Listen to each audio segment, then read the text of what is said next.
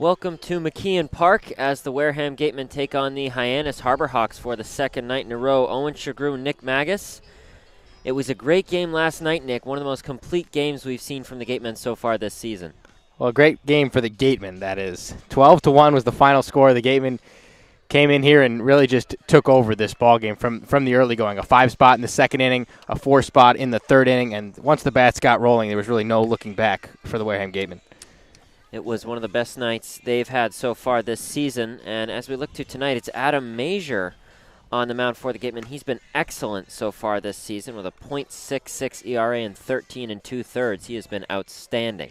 Just 3 starts for Major, but yeah, he's been brilliant, Owen. At Katuitt was his first one. He went just 3 innings and then 5 at home against Hyannis, and then actually came out against Orleans at home just a few days ago and threw the longest outing of the Gatemen season so far. 5 2/3 against Orleans. The Gatemen lost that one 5-4 in heartbreaking fashion. But for Major, that was his only earned run allowed on the season. In that start, comes in, as you said, with a .66 ERA, and looking forward to seeing him on the mound again today. Yeah, Major not named an all-star, but we all said he must have been awfully close. That's an incredibly low ERA, and he's had several. He's had, those 3 appearances. It's not like he's pitched 1 inning. He has been excellent all throughout this season. And it's Tres Gonzalez leading things off. Gatemen going with Gonzalez, McLean, then Diodati, followed by Troy, Crooks, and Morales. And then 7, 8, 9, James, Kern, and Jarvis. Gonzalez, the center fielder from Georgia Tech, leading things off. He takes a fastball from Hunter Furtado, the left-hander on the mound for Hyannis, for strike 1. Tres Gonzalez, 2 for 4 yesterday with 4 runs batted in. Big breaking ball from Furtado misses up high. Gonzalez has been excellent in this leadoff role. 3 doubles, 9 RBI on the season, batting .288 and a team-leading 13 walks. The 1-1, that misses low. Another breaking ball, check swing from Gonzalez, but he's able to hold up, so the count goes to 2-1. And after Gonzalez struggled to start the season, who would have thought that .288 average would lead the team at this point? 2-1 from Furtado. Takes a weak swing on a pitch he didn't quite like, but he does go around. It's 2-2. Good fastball on the outside part of the plate. Just got Gonzalez off balance. 2-2 coming from Furtado. And that just misses outside. Another fastball. That one at 94. Count is full to the leadoff man from at center field tonight.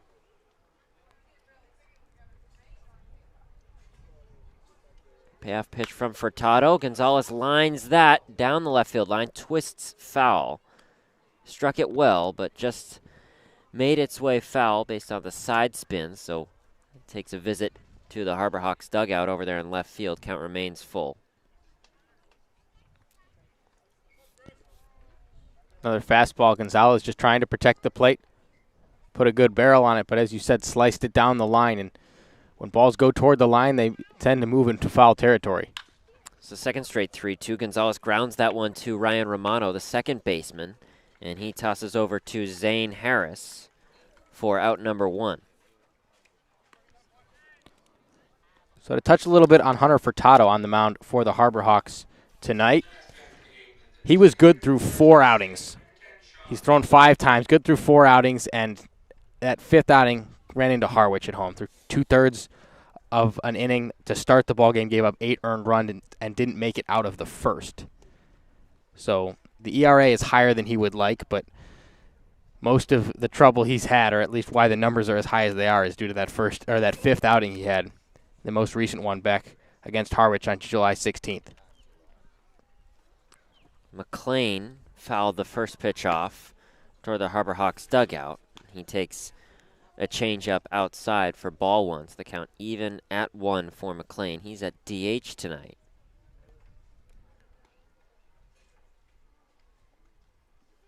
Pitch from Furtado, another fastball. That one misses low. McLean's batting .278 on the season.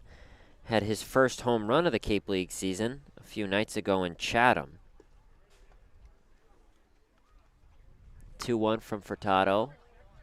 Knuckles that one over the right field bleachers. I asked him yesterday, said, did you know that one was gone off the bat? In reference to McLean's first home run in Chatham, and he told me, I didn't really think so. I got jammed. 2-2, another foul from McLean, also over the right field bleachers. Count remains even at 2. For reference, that ball cleared the left center field fence by about 25 feet. McLean telling me that he didn't get all of it.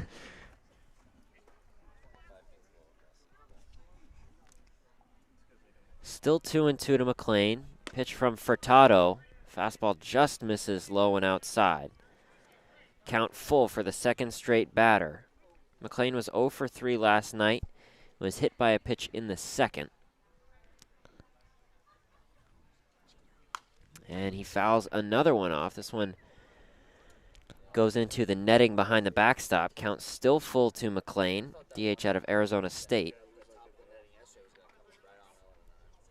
McLean, one of the few guys for the Gatemen that was hitless yesterday. 11 hits on the evening for the Gatemen. And the 3-2 misses low and inside. So McLean walks in his first at bat tonight here in the top of the first. He's aboard for Owen Diodati, the left fielder out of Alabama. Diodati batting .268 on the season with 4 doubles, a team leading 7 home runs. I believe still a Cape League leading 7 home runs and 22 RBIs. DeLauder hit one yesterday, actually, so he is now tied for first once again with 7 home runs. Chase DeLauder playing for Orleans out of James Madison. First pitch to Diodati, fastball low and away. Diodati and DeLauder having a Sammy Sosa, Mark McGuire. I don't know if I'd go that far. It's 1-0 to the left fielder. He was 1 for 4 last night. He walked in the third. He grounds this one to the right side of the infield. Romano gathers and tosses over to first to record out number 2. 2-4-3 outs have been the first 2 outs here in the top of the first for the Gatemen. Tommy Troy batting cleanup yet again tonight. He's at second base. That's a tough pitch to handle if you're Owen Diodati. It's a lefty-lefty matchup, and when that lefty breaking ball is sweeping across the plate from the left side, tough for a lefty to stay back on it. Diodati right there tries to come out, pull it, rolls over it, and grounds out to the right side. We've seen him do that a handful of times this year. Runner goes. The throw down to third is not in time, so McLean is on third.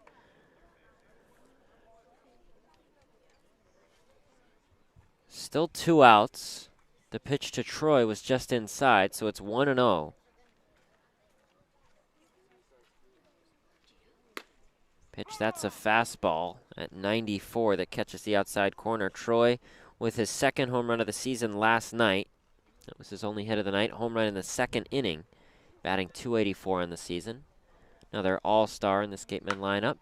He sends a chopper toward the middle of the infield. Romano again at second base, tosses over to the first baseman and not quite in time. Awkward play for Romano, so Sean McLean is able to score after reaching third base on the steal. So it's 1-0 Gatemen here in the top of the first after the RBI from Tommy Troy. Well, Tommy Troy directly turning his speed into an RBI. That was a weakly hit ground ball, more of a chopper to the second baseman. And he's just able to beat it out. Knew there was a man on third, had a little extra something pushing him down that first baseline. And Crooks, the next batter, grounds one toward the middle of the infield. Ryan Romano, for the 4th time this inning, is involved in the play, and he tags second to tag out Tommy Troy. Gatemen get on the board early. They lead 1-0 as we head to the bottom of the first here on the Gatemen Baseball Network.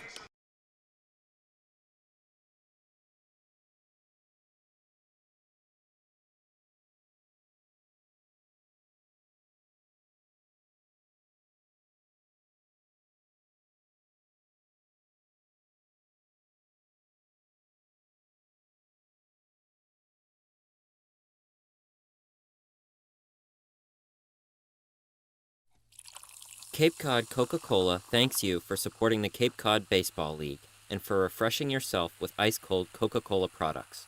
Please remember to recycle your empty bottles, cans, and all other recyclable materials. It takes only 6 recycled plastic bottles to make a new baseball cap. The 99 Restaurant and Pub is proud to be a sponsor of the Cape Cod Baseball League. Visit your local 99 and try their famous colossal lobster rolls. Piled high on grilled brioche and served hot buttered or with just the right amount of mayo and celery with fries and coleslaw. The 99, always the real deal.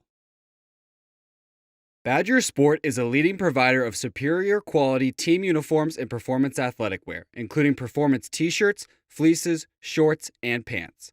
From the fields to the stands and at every practice along the way, Founders Sport Group makes authentic, quality apparel accessible at the speed of the sport. Visit foundersport.com today. Baseball Factory is a company specializing in player development and college placement of high school baseball players.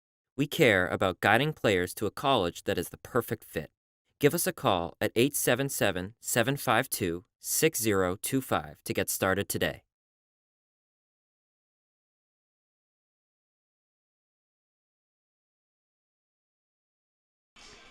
Gatemen score one in the top of the first. That's where we stand as we head to the bottom of the first. It's Clark Elliott leading things off for the Harbor Hawks. He'll be followed by Kyle Ball and Luke Mann.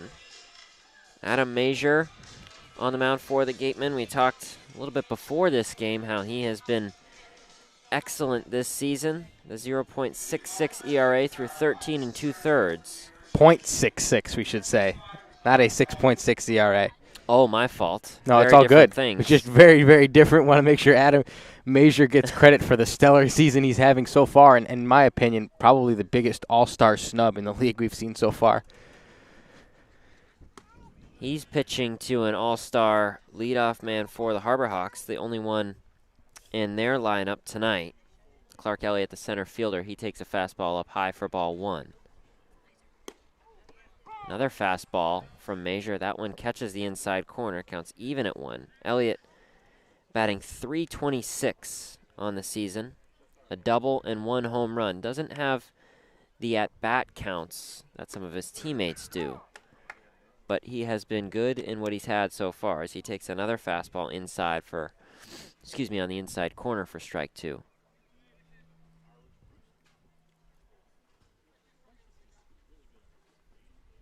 Pitch from Major, and that one's roped into the gap between left and center. Backing up is Gonzalez. He's toward the wall, but he makes the catch for out number one. Well struck from Elliott, but the Gatemen get their first out here in the bottom of the first.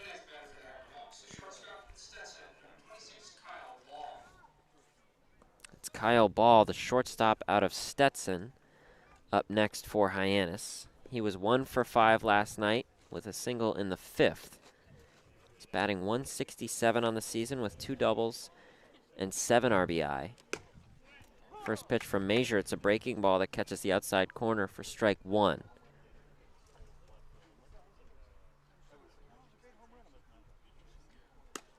One from Major, just stays up high, evens the count at 1.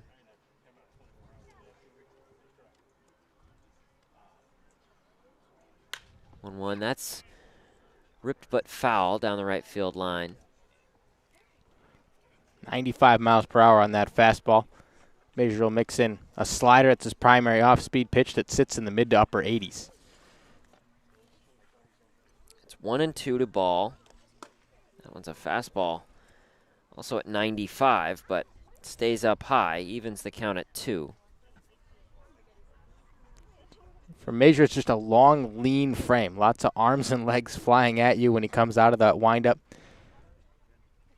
2-2. Beautiful curveball in there for strike 3. So the first strikeout of the night for Adam Major. 2 away for Luke Mann, batting in the 3 spot tonight, and he's at third base.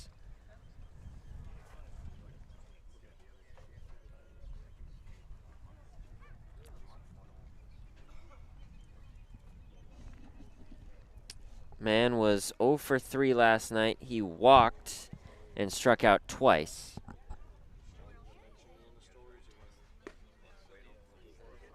First pitch to Mann. That just misses low and outside for ball 1. As the lights come on here at McKeon Park. And that one's popped way up high into center field. Gonzalez shifting a little bit to his left, and he makes the catch for out number 3. A 1-2-3 inning for the Gatemen. They lead 1-0 after 1 here on the Gatemen Baseball Network.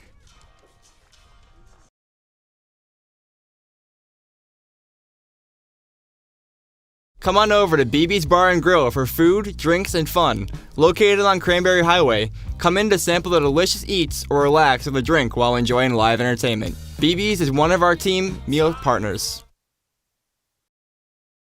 With professional coaches that provide personalized world-class baseball training, Baseball Factory helps every player take his game to the next level. Get a pro evaluation by calling 877-752-6025.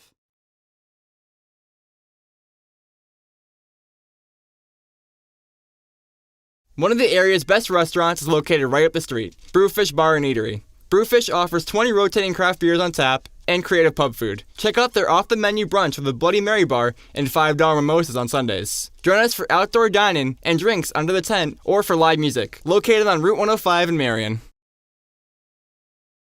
Cape Cod Healthcare is committed to coordinating and delivering the highest quality healthcare services which enhance the health of all Cape Cod residents and visitors. You can expect this level of patient-centered care throughout our entire healthcare system. Imagine waking up to a seaside breeze, a fishing fleet leaving for work, and a crimson sun rising over seals relaxing on the sandbars. This is the experience of Chatham Bars Inn. After a 1-2-3 inning in the bottom of the first, Gatemen lead 1-0. Entering the top of the second, it's Morales, James, and Kern due up for the Gatemen. Hunter Furtado, the left-hander, on the mound for Hyannis. The first pitch to Morales misses low and away for ball 1.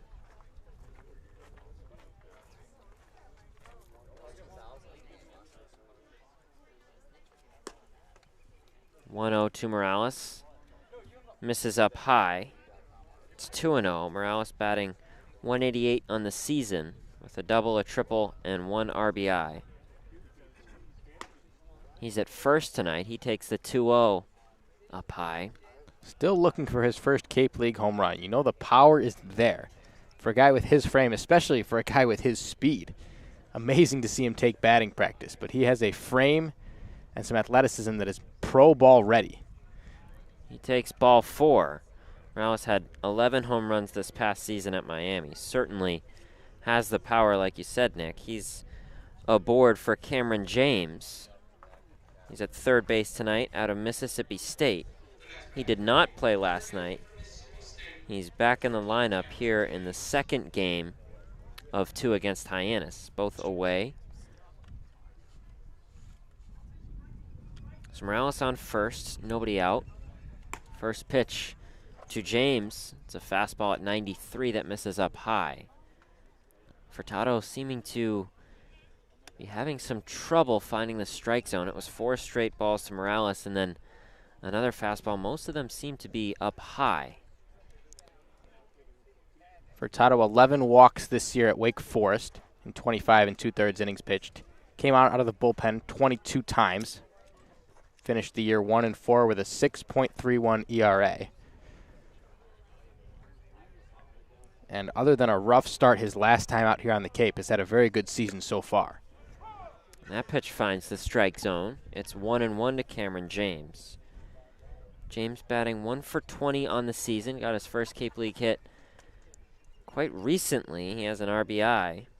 He also did not play last night, so as there's a pickoff attempt from Furtado to check on Morales at first. Of course, James and Callum Clark, 2 Mississippi State teammates, joining the Gatemen. Another check on Morales over at first from Furtado. Count still at 1-1 to Cameron James. Pitch, fastball, he fouls that one off to the backstop.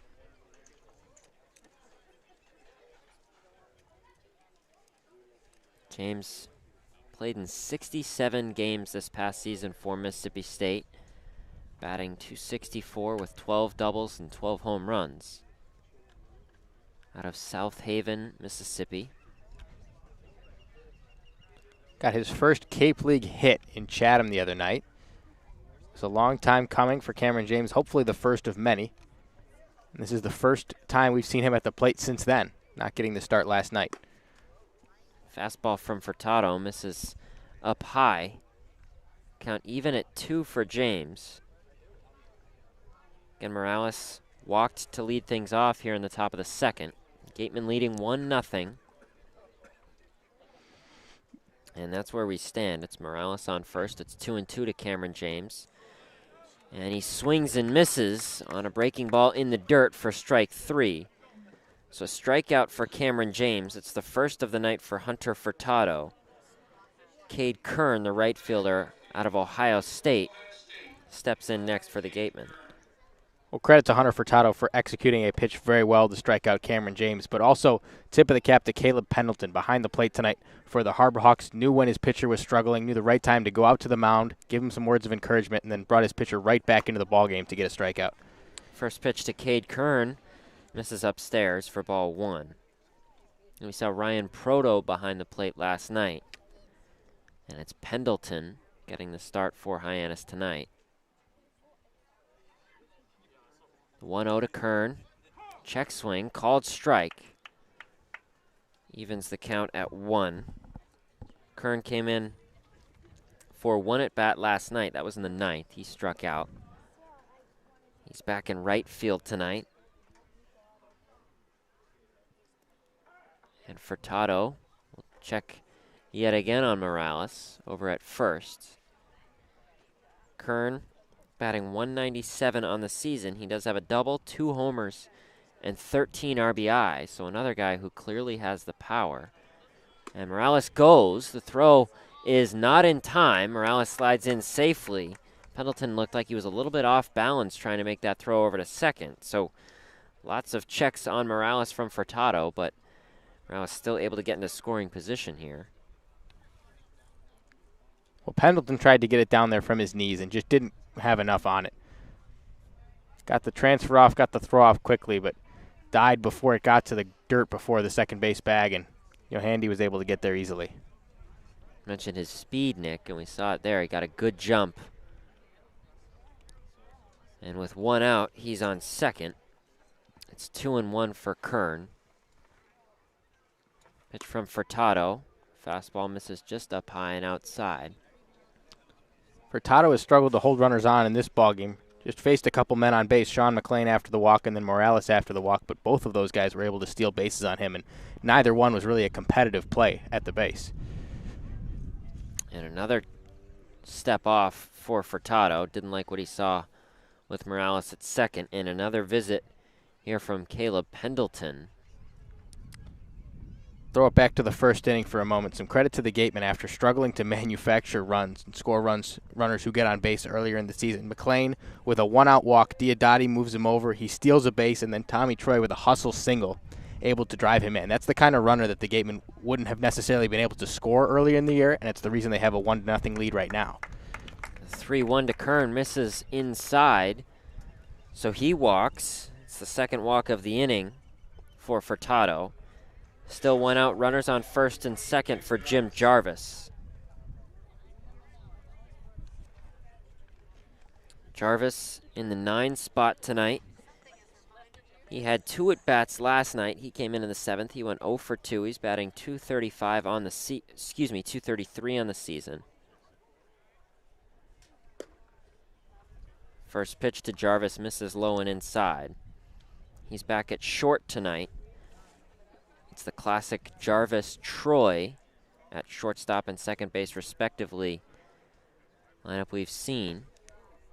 Another I don't know fastball from Furtado misses low and outside. I don't know about you, Owen, but I'm really growing to love that combination, those two guys, shortstop and second base. It's been the staple for the Gatemen all year. They've done an excellent job both offensively and defensively, and probably 2 of my favorite. That has certainly seemed like a combination that's been quite effective.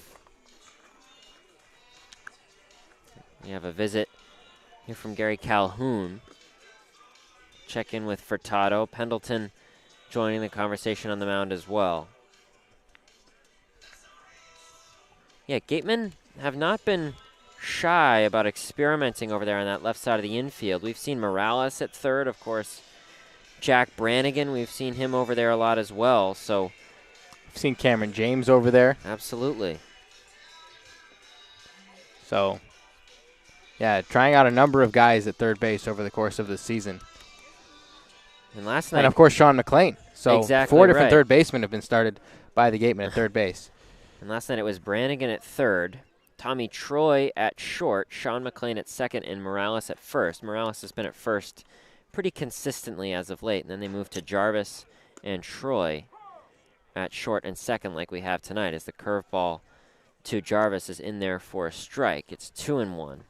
Morales at first base last night, picking a couple throws out of the dirt, saving some errors. But the real highlight of the night defensively for the Gatemen was Brannigan, making a few running plays, tough throws, getting across the diamond. And Jarvis grounds one weakly to the right side of the infield. Ryan Romano, he's been busy tonight, and he makes another play for out number 2. Morales advances to third, Kern to second. 2 in scoring position as we get back to the top of the order. It's Tres Gonzalez up next for Wareham with a chance to add some more runs here in the top of the second. Well, not a bad spot for the Gatemen to be in. I know there are 2 outs, but with runners at second and third, throwing it back to the top of the order with the hottest bat in their lineup, this is a good place for them to add on a couple runs here in the second inning. First pitch, Gonzalez shows bunt but pulls back. It's a called strike on a breaking ball from Furtado.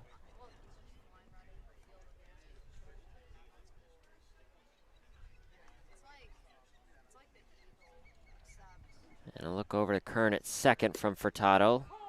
And the 0-1 is in there for a strike. Gonzalez quickly down 0-2.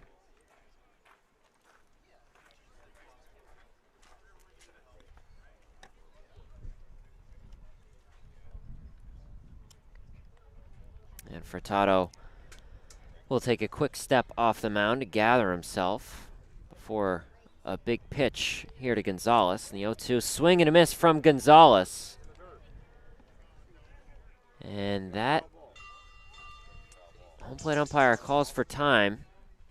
He says that Gonzalez just got a piece of it. Pendleton was headed back to the dugout. Manager Gary Calhoun for the Harbor Hawks checking with the home plate umpire. He didn't think that he heard anything, but count will remain at 0-2 for Gonzalez, so he stays alive. Well, I like the way you put that, Owen. Tough to hear anything from the dugout, but that's exactly the way those calls are made. On pitches in the dirt, batter may or may not get a piece of it, and it's really just up to what the home plate umpire thinks is contact.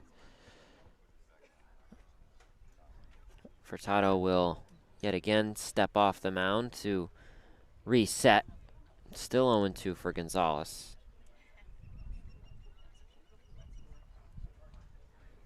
And the pitch, that's a called strike 3.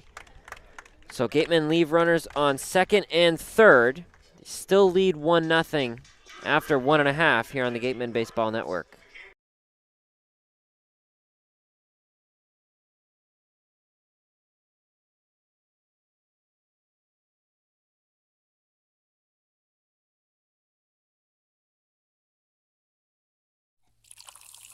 Cape Cod Coca-Cola thanks you for supporting the Cape Cod Baseball League. Cape Cod Coca-Cola has been proudly refreshing the community for over 30 years, and we're honored to support the Cape Cod Baseball League and many other wonderful organizations on the Cape.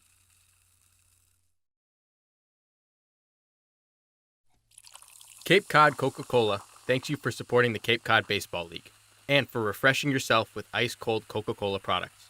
We offer over 400 different beverage choices on Cape Cod to quench every thirst, and more than 150 of those are low or no-calorie options. Cape Cod? Earn a bachelor's or master's degree, complete a certificate, or take a single course through the Division of Continuing Education and Graduate Studies at Curry College. In-person and high-flex classes run days, evenings, and weekends in Milton and Plymouth. To learn more about the programs in business, accounting, criminal justice, education, nursing, and more, visit curry.edu. Clobbered high and deep to right center field, and this one is gone. A home run. That home run's brought to you by Eastern Propane and Oil, another scholarship for a deserving youth. Eastern Propane. Hyannis sound blaring over the PA system here in Hyannis. They sang the national anthem in a few games ago here in Hyannis, the a cappella group that travels around Cape Cod. Gatemen lead 1-0 after 1.5. It's Nick Romano, Zane Harris, and Dominic Johnson due up for the Harbor Hawks. I like it a lot better than what was coming through the loudspeakers last night, Owen. There were some technical difficulties. Not even that. The Christmas carols. That too. Baby, it's cold. I'm as big a Christmas guy as you're going to meet, but Baby, it's cold outside has no place in July. On an 85-degree day in July. The 1-0 to Nick Romano. He takes a check swing called strike. Count even at 1.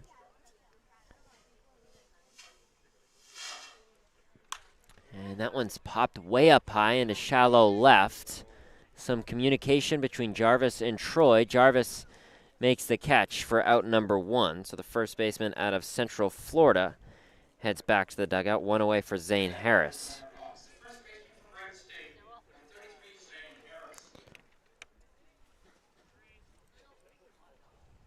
Harris out of Wright State, batting 194 on the season. 4 doubles and 1 home run. He did not play last night. First pitch from Major just misses low and inside. Major a decent year at South Dakota State this year. 68 innings pitched, a 5.43 ERA. And this one's grounded past Troy at second for a base hit. First hit of the night for the Harbor Hawks. It's Zane Harris. Reaches on a single. Dom Johnson, the right fielder out of Oklahoma State, up next. Just the 12th base runner Major has allowed this year in 13 2/3 innings pitched. Major making the transfer to the Big Ten next year, going to play for the University of Iowa. Announced that just a week ago.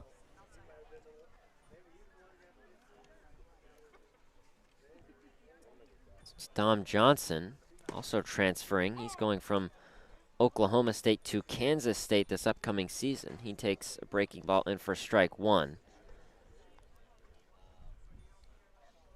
And judging by the way we've seen Major pitch this year, that's great news for Iowa and really bad news for the rest of the Big Ten. It's 0-1, and that one's fouled over the right field bleachers. Johnson batting .236 on the season. Double and a triple with 2 home runs. He was good last night in the 6th spot. It was 2 for 4, 2 singles, and reached on an error in the 2nd. Harris on first, the pitch from Major, another foul from Johnson. That one toward the left field side. That one just gets past the Harbor Hawks dugout. Johnson into this one hitting .236.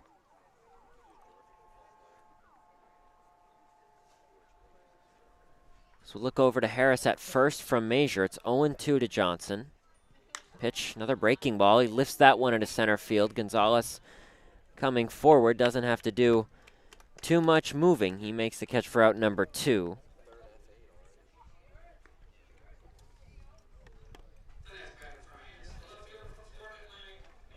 So after the catch from Gonzalez in center, it's Mitch Hardigan up next for the Harbor Hawks, the left fielder out of Florida Atlantic. First of 2 Florida Atlantic teammates for Hyannis, Hardigan and Pendleton in the 7-8 spot, both out of FAU. First pitch, that's grounded back towards us, foul behind the backstop.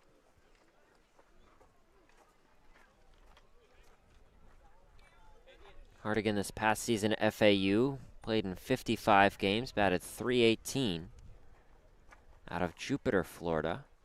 That was his 3rd straight season hitting over 300.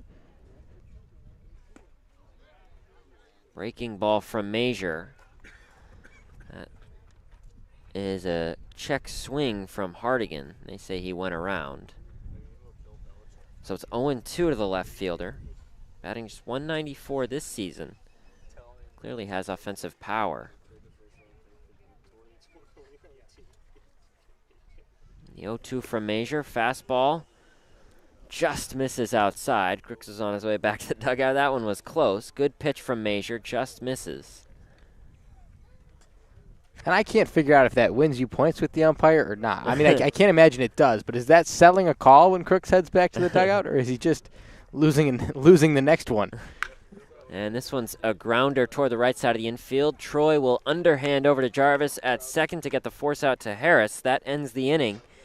Gatemen on top 1-0 after 2. We head to the top of the third on the Gatemen Baseball Network.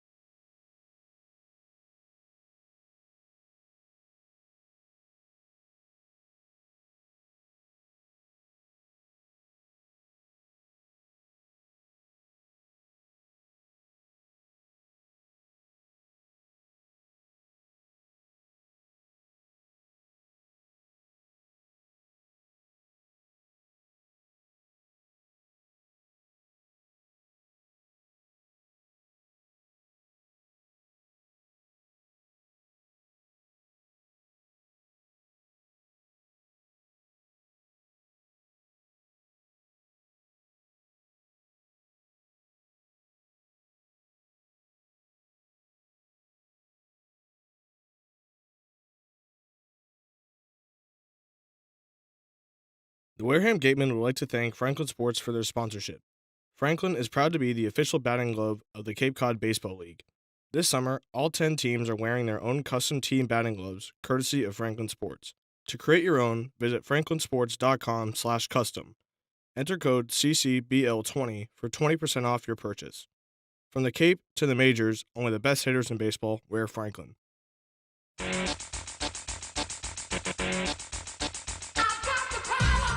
Feel the power of a GMC. Test drive one today at Robertson's GMC, down on Cranberry Highway.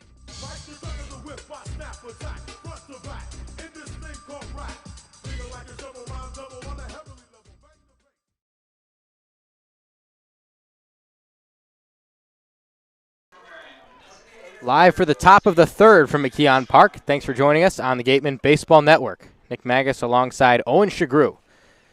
As Sean McLean comes to the plate for the Gatemen, they lead this one 1-0 as we get started in this third inning. Hunter Furtado, who started the game for the Harbor Hawks, back on the mound.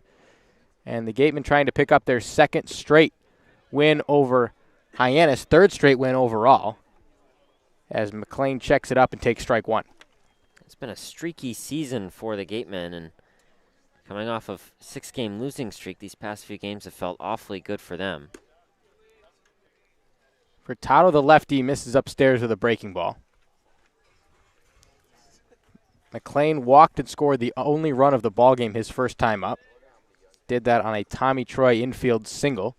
And now waits for the 1-1. Popped foul. Over to the right side off the screen. Picked up by Owen Diodati, the man on deck for the Gatemen.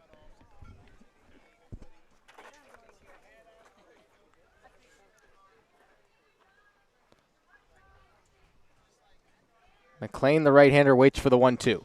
He lifts that one toward the middle of the infield. Ryan Romano, the second baseman, has an easy play for out number one.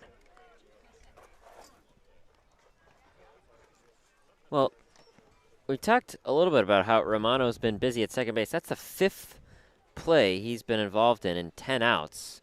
He's accounted for half of them now. Hunter Furtado allowed a run in the first inning. A couple base runners in the second, but got out of that one scoreless. He's now through 2 1/3. Giving up just the 1 earned run for the Gatemen on 3 walks. 1 hit for Wareham as well as the 3-hitter Owen Diodati stands in. Took a first pitch breaking ball up and away.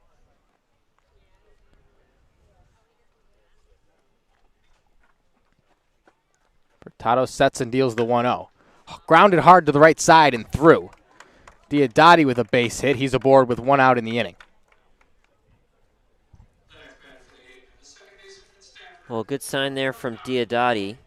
Sometimes in games has just taken a few at-bats to get settled, but we've seen good contact both times, both to the right side of the infield. That one sneaked through that gap between the two Romanos at first and second. That's the danger that Diodati poses when you fall behind him as a pitcher. Try to get him out with the breaking ball as Furtado did, missed outside with that one, and then came with the fastball, which is how Diodati has done most of his damage this season. Tommy Troy now stands in, took strike one. Diodati gets a lead off first base. He's the lone base runner with one out in the top of the third. Troy 1 for 5 yesterday with a home run. That followed up a game in Chatham where he was 4 for 4 with 4 singles and a walk. Furtado misses upstairs once again, sends the count to 1-1. Yeah, one of the best nights of the season we saw from Troy back in Chatham. The fourth game of a 4-game road trip for the Gatemen as Tommy Troy fouls off a fastball toward the third base dugout.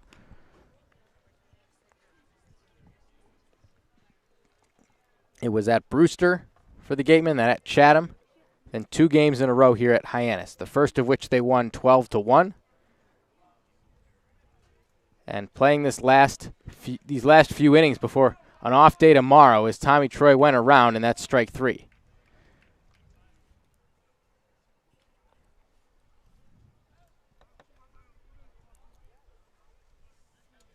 Tommy Troy down on strikes as time is out on the field. Diodati still stands at first base.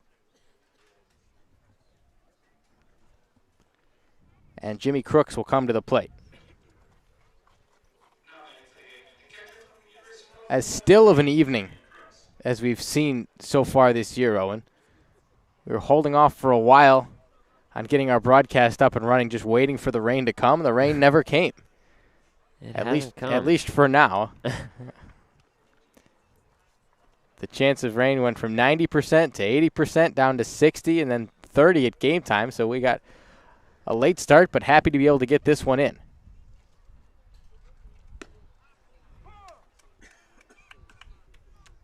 Jimmy Crooks takes a called strike. He grounded into a fielder's choice to end the first inning. Yeah, we do have an amazing way of missing weather in our locations. It was a historic month so far of rain in Boston, and it really hasn't been like that at all here down on Cape Cod. It tends to miss us to the north, and I think it's to the south of us this time, at least so far. We'll bite our tongues for now with the clouds still overhead.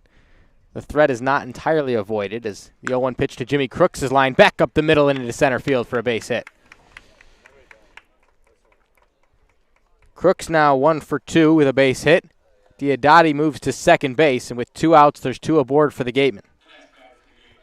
Well, the Gatemen have made a real effort to try to get Crooks in the lineup. We mentioned he's played DH as well, and with that hit tonight, he's just such a valuable player, of course, behind the plate and at the plate, too, batting .239 coming in tonight with 3 doubles and 2 homers.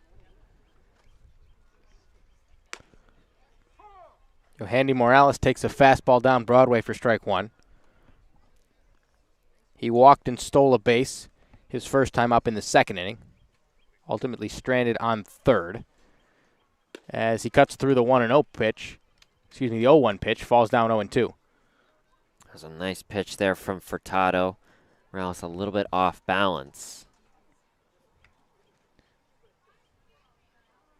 Into this one hitting 188.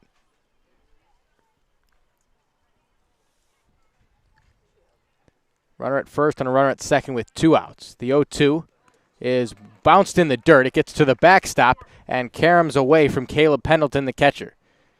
Diodati advances to third, standing up. Crooks to second the same way. And now 2 runners in scoring position for the Gatemen. Well, we were here last inning with 2 outs. It was Kern on second and Morales on third. So similar situation. Gatemen have had their struggles scoring runners in this type of situation, adding 1 in the first in a similar situation. So the third consecutive inning with an opportunity like this. The 1-2 to Morales is a breaking ball that misses off the plate.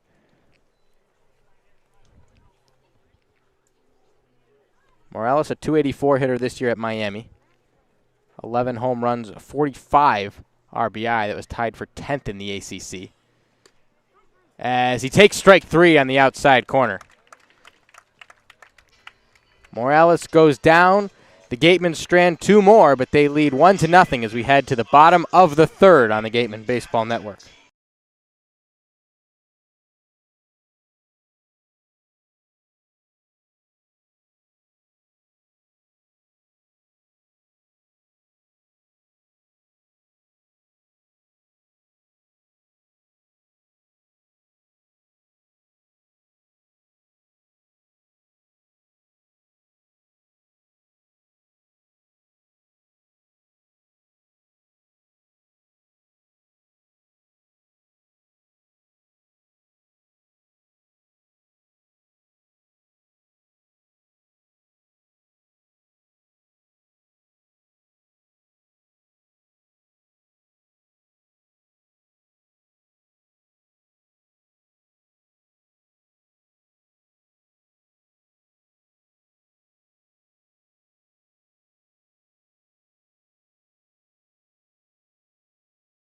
Wareham House of Pizza has been serving Wareham and Marion for over 40 years with steak and cheese, pizza, and subs. Located in Shaw's Plaza.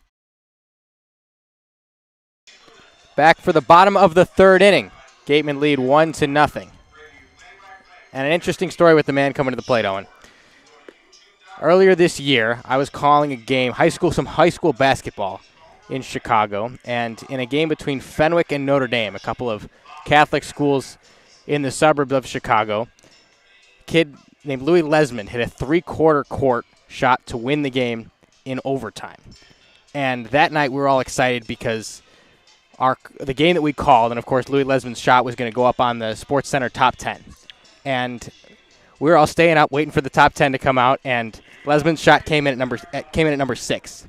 And number 5 was this kid who hit 2 grand slams in his first 2 college at-bats in the same inning. And that kid's name was Caleb Pendleton, and he's coming to the plate. Wow, not bad. Pretty good night of sports highlights. So an odd coincidence, I guess, as he comes to the plate here in Hyannis and takes strike 1 from Adam Major out for his 3rd inning of work.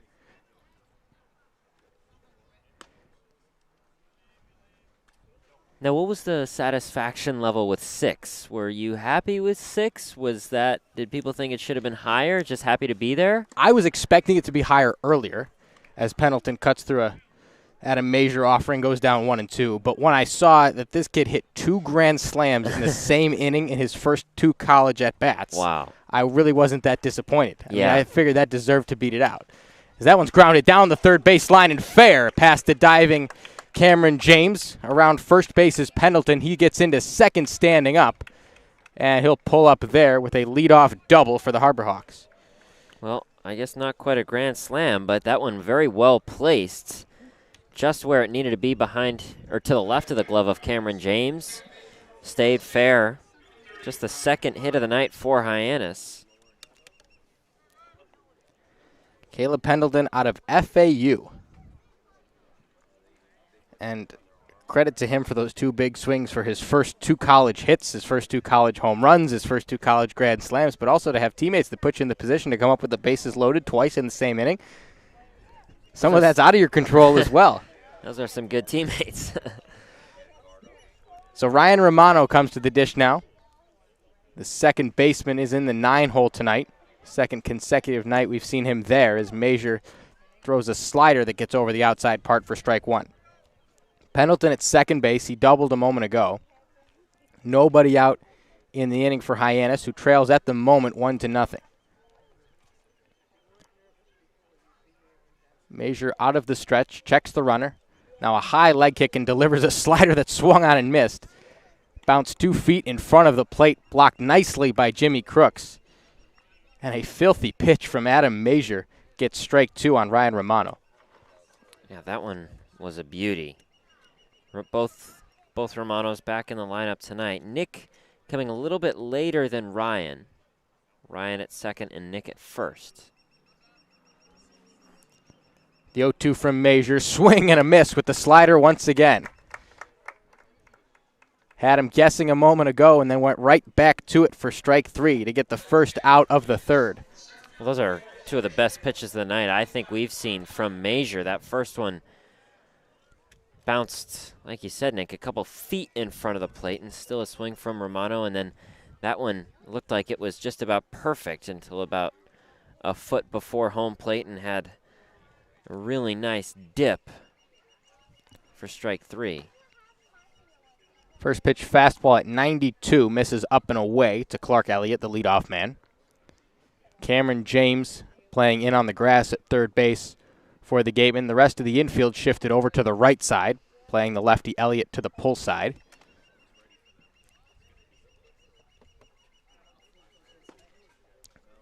Major comes with a changeup that dives away from the lefty and misses outside for ball 2. Just the second changeup we've seen Major throw in this ballgame. It's been a fastball slider mix for him for the most part, but comes with the changeup occasionally to left-handed hitters, as Elliott is right here, facing a 2-0 count with a runner at second base and 1 out. Fastball's fouled back. Good job by Major keeping that away from the barrel of Elliott, and he's back in the count 2-1. Yeah, Major, like we saw with that slider in that last at-bat, has excellent command of that right now, and the fastball's been effective too. He just hasn't needed to bring in too many other pitches. He's had those perfect so far. The 2-1 punched foul out of play to the left side.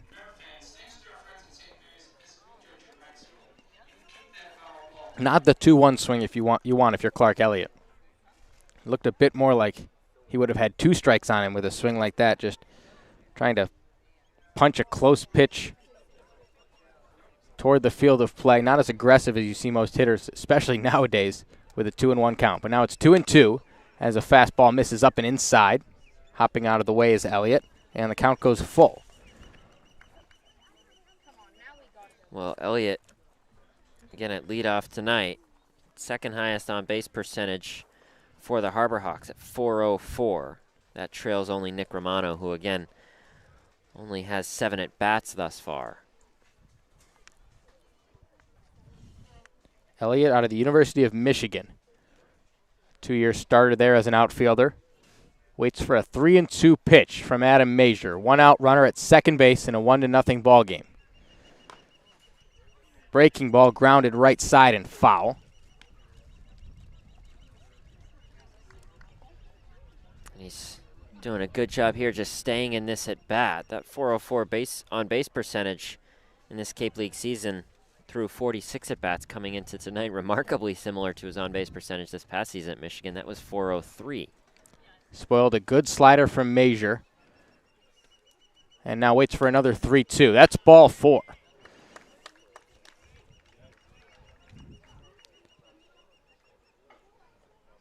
So the first walk of the game allowed by Adam Major. It's the third base runner in the ball game and the second this inning. Pendleton doubled to lead it off. He still stands at second base. And now Elliott is at first. The double play in order, and the shortstop Kyle Ball in the right-hand batter's box. It's good at bat there from Elliott. Fouled off a few, like you said, Nick. That slider from Major, he was able to spoil a few of those and stay in. Kyle Ball wanted the first pitch, fouled it straight back off the backstop. So hard, in fact, it found its way all the way back to Major on the pitcher's mound, who tosses the ball to the umpire, gets a fresh one.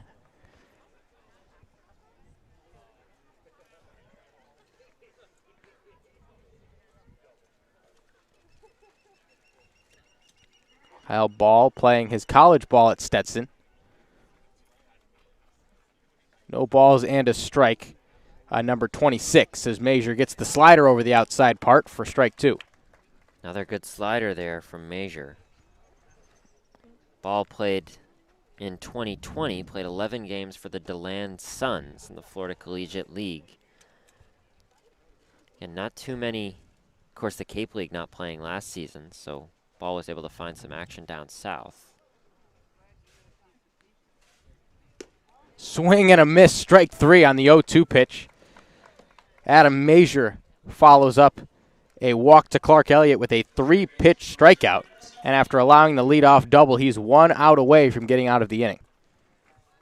Yeah, that slider has been incredible this inning. Strikeout from Romano, very similar to Ball, and just runs right away from those right-handed batters, and he's had it working.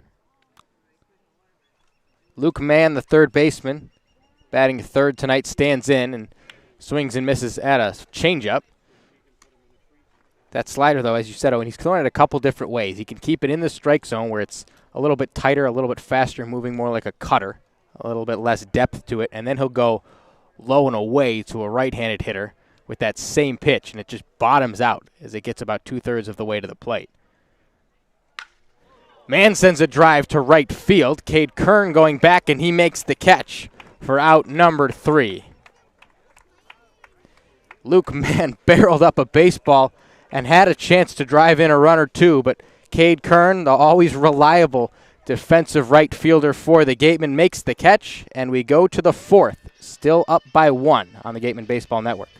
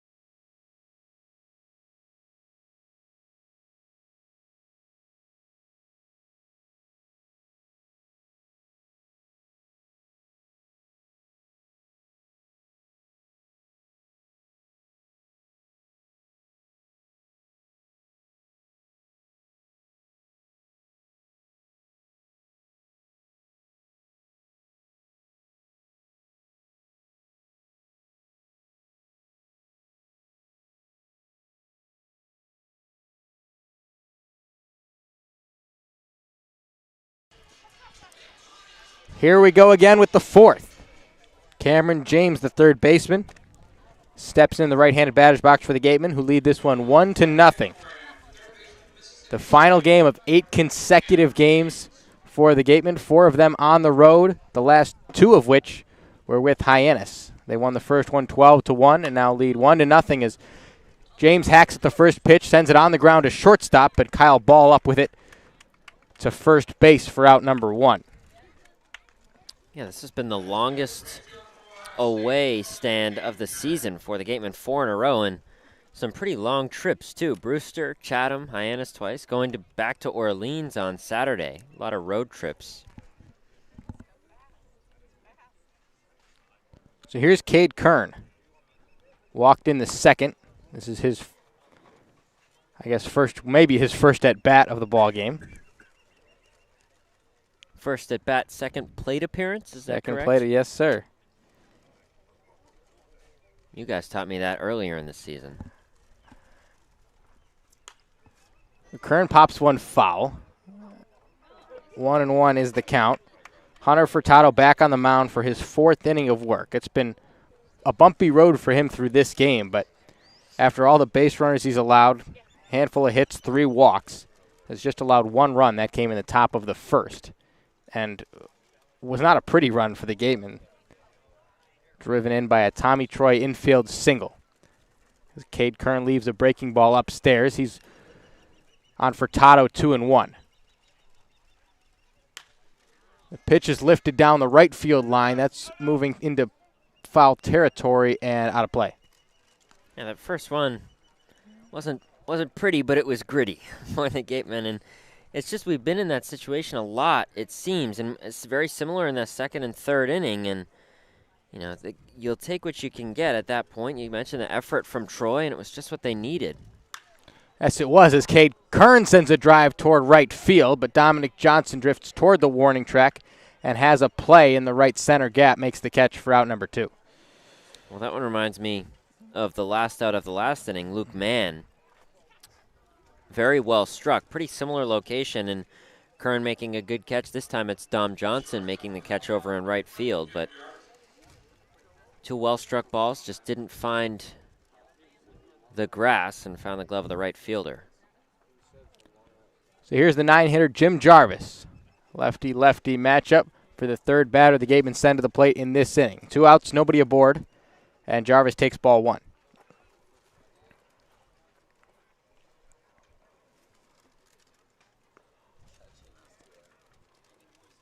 Furtado's offering bounced in the dirt in front of the plate, so Jim Jarvis has the catbird seat 2-0. 0 for 2 with a strikeout yesterday, into this one hitting .233.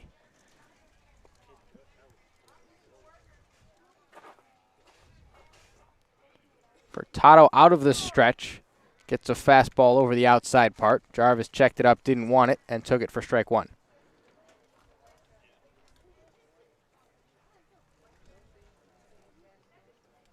A 2-1 pitch grounded to the first baseman. Nick Romano with a routine play, takes it himself. And that's a 1-2-3 inning for Hunter Furtado and the Harbor Hawks. Heading to the bottom of the 4th on the Gatemen Baseball Network.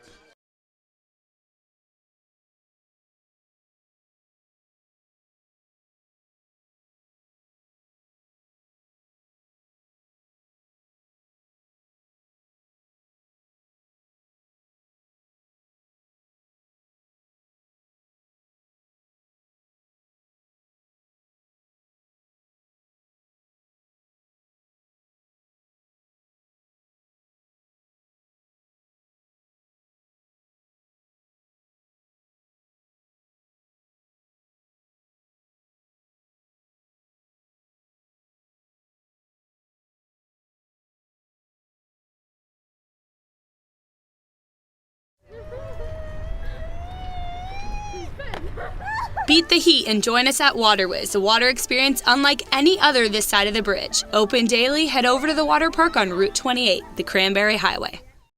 The Gatemen would like to thank Wareham Country Market for helping to feed the Gatemen players and staff after games.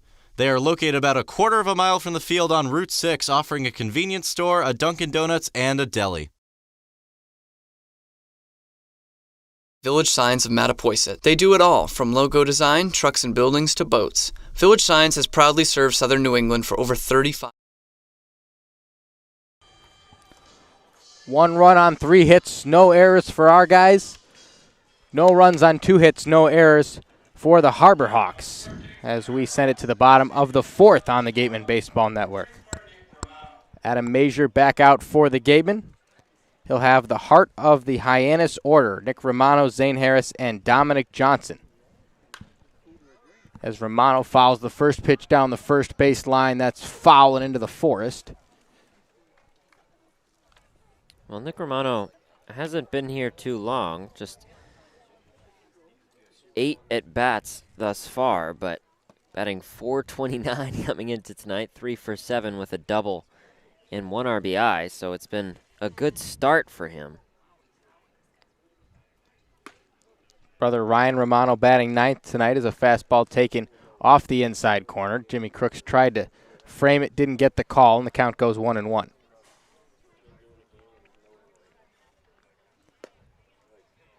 Major misses low and away with the slider. Yeah, and I continue to think that just the coolest thing is that they're both on the right side of the infield, with Romano at first, Nick Romano at first, and Ryan at second.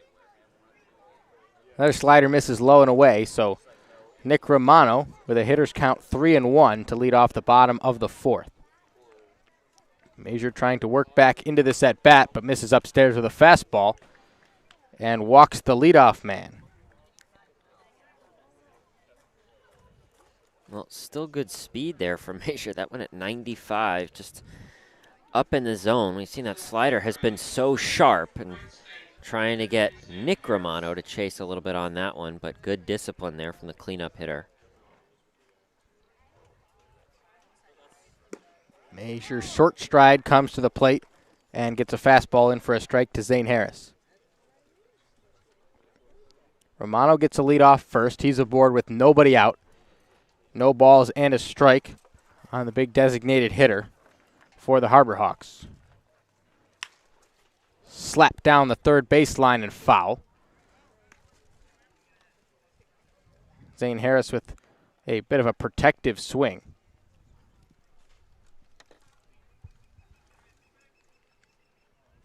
So he's down, no balls, 2 strikes. Jim Jarvis at shortstop playing him toward the second base bag. Tommy Troy at second base just inside the outfield grass as a throw goes over to first. Nick Romano, not the fastest guy in the world, back safely.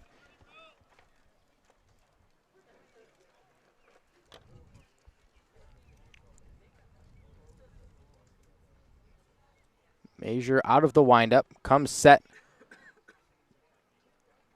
and delivers. It's a breaking ball grounded to the right side, and Tommy Troy with an underhand toss to Morales at first gets the trail runner. Nick Romano moves to second base, and now a runner in scoring position with 1 out for Hyannis. Both second basemen have been busy tonight. A number of ground balls have gone to the right side. Tommy Troy for the Gatemen, Ryan Romano for the Harbor Hawks, and now Dom Johnson comes to the plate.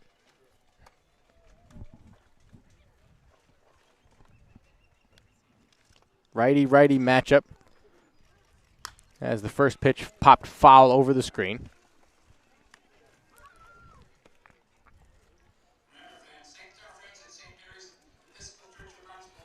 Still just absolutely quiet here in Hyannis in terms of the weather. No breeze in any direction, just a still evening. As Measure checks the runner, delivers a fastball high. Yeah, and it's been awfully humid these past couple days. Pretty pleasant right now. Kind of evening where you don't even notice there's weather. Just is. Johnson, the batter, has something in his eye. He calls time. When he steps back in, he'll have a 1-1 count, 1 out in the bottom of the 4th. Measure walked the leadoff man. Romano now stands at second base, the lone base runner for Hyannis. Measure kicks and fires, buries a slider, and that's swung on and missed. Jimmy Crooks with another athletic stop.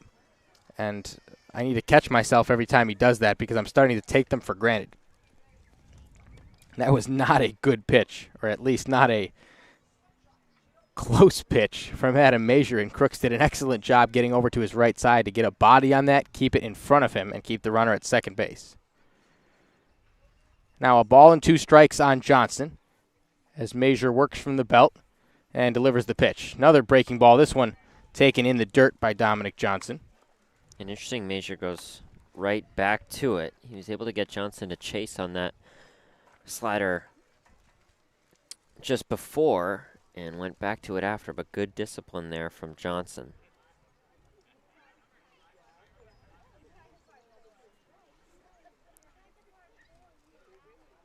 So Measure set once again. We wait for the 2-2.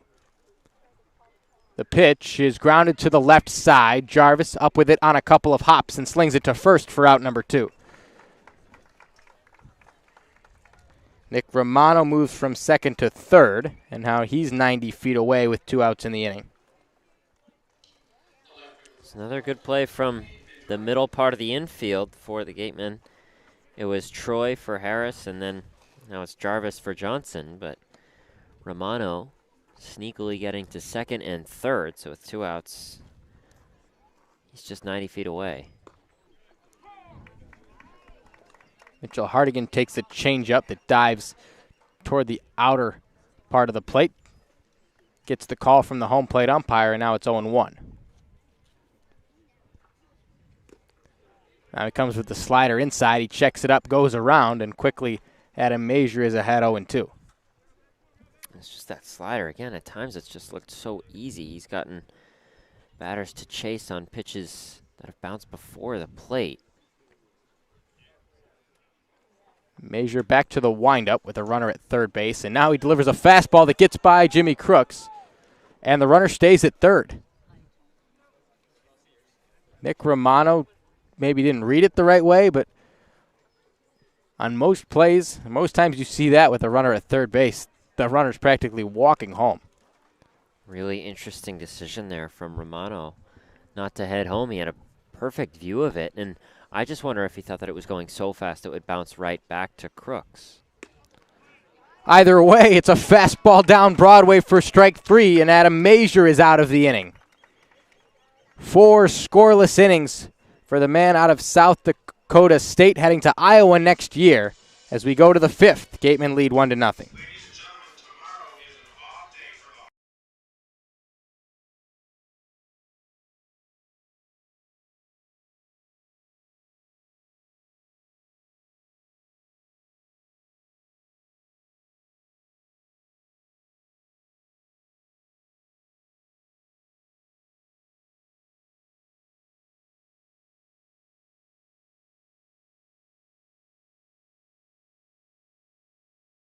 Northeast Maritime Institute's College of Maritime Science is a proud sponsor of the Wareham Gatemen.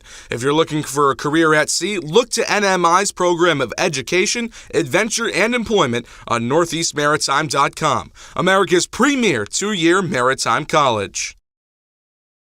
Get your glow on at Compassionate Med Spa. They're compassionate about getting your perfect skin. Come get your glow on. Call 774-678-7319. Mention this ad and get 25% off at Hydrofacial.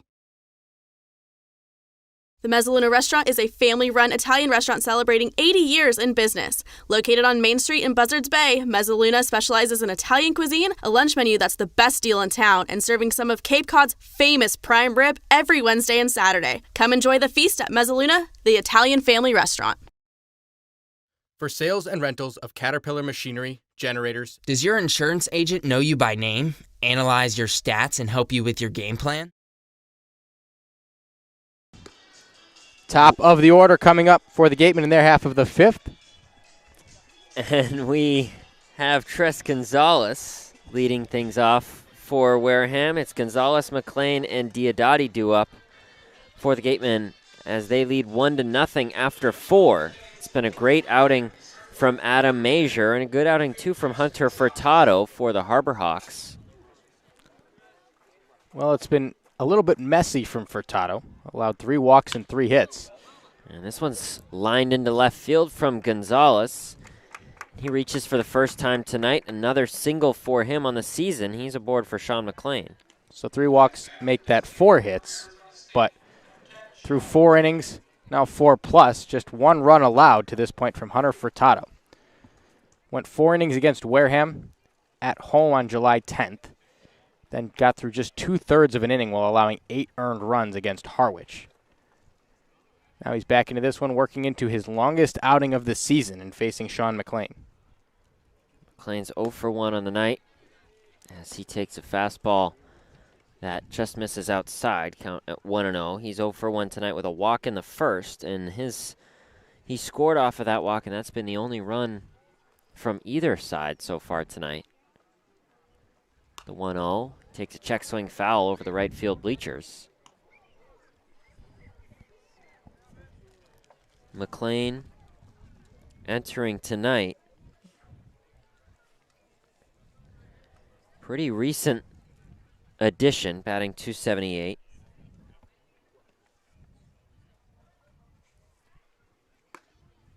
Takes a fastball inside. Makes it ball 2. Seen McLean alternating between third base and the DH spot. Led off in his first couple games for the Gatemen, now settled in the 2-hole, where he had his first Cape League home run just a couple nights ago in Chatham. Just 18 at-bats entering tonight. That was through 5 games. Mentioned he was 0 for 3 last night. And another check over to first on Gonzalez from Furtado. He's very cautious with runners over there on first. We've seen lots of tosses to Romano, the first baseman. Well, he allowed 2 stolen bases in the first 2 innings. And 2-1 to McLean. Excuse me, Nick is in there for strike 2. But as the game goes on, he's starting to pay more and more attention to those runners.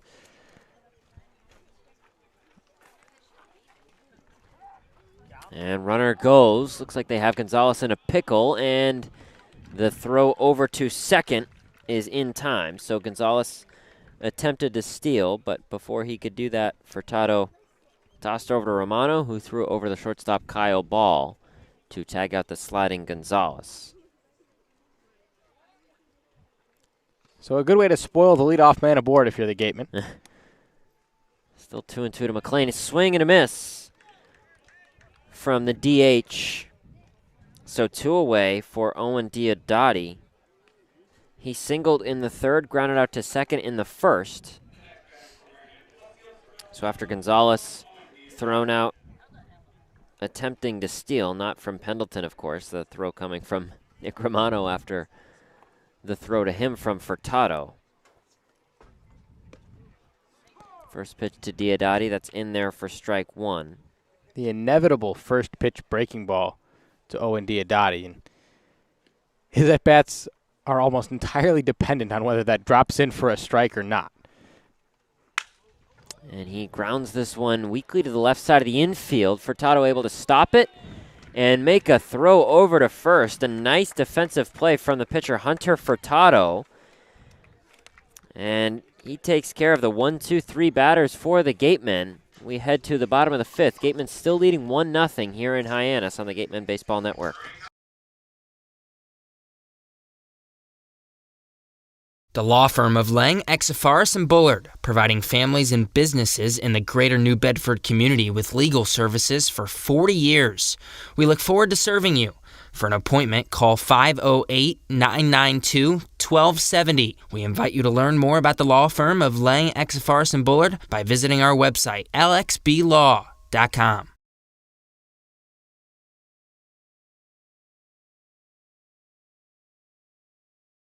Legacy Insurance Agency at 213 Main Street here in Wareham can offer you coverage for all your insurance needs. We have the bundle discounts, the accident forgiveness, the vanishing deductible, no loss, etc.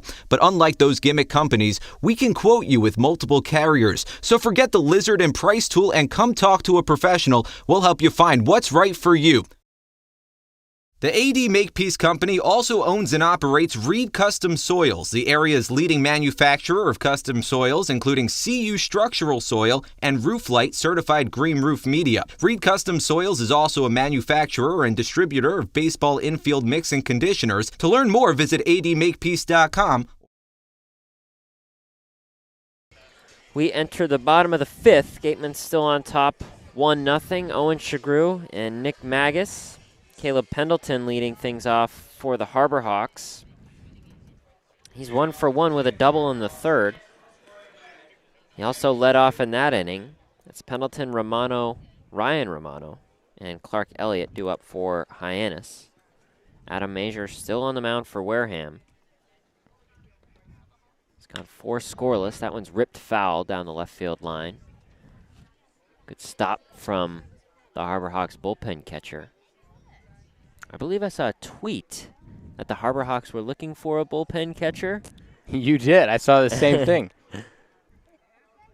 So he's doing a good job as this one's grounded weakly to the left side of the infield. Jarvis fields and delivers a throw to Morales in time for out number 1. Good play from Jarvis. He and Troy both so good in the field in that middle infield. Ryan Romano, the second baseman, up next for Hyannis. He's 0 for 1 with a strikeout in the third.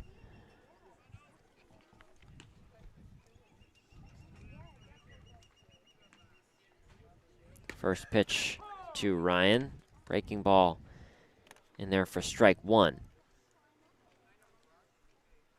7:20 p.m. local time. Cotuit and Chatham have just gotten it started here in Chatham. Scoreless ball game.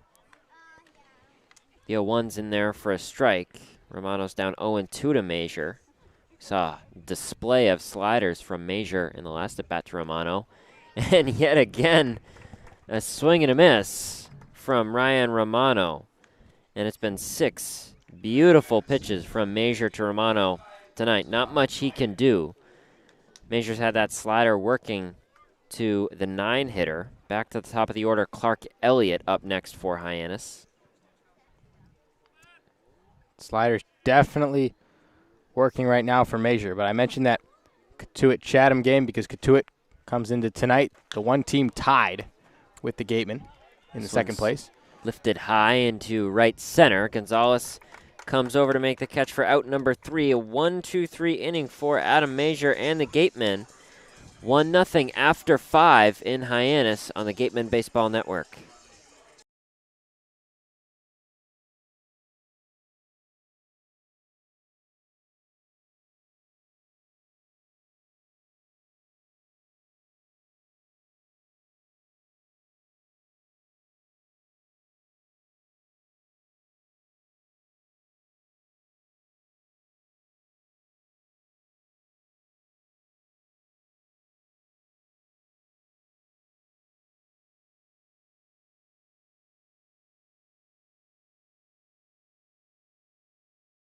What's up, Gatemen fans? Looking for Wareham jerseys, shirts, and hats?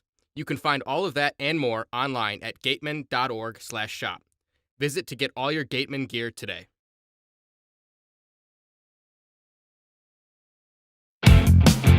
Mosquito bites and ticks. No, yikes! When the bugs get scary, just call Mosquito Mary's 866-ASK-MARY or visit us at mosquitomarys.com.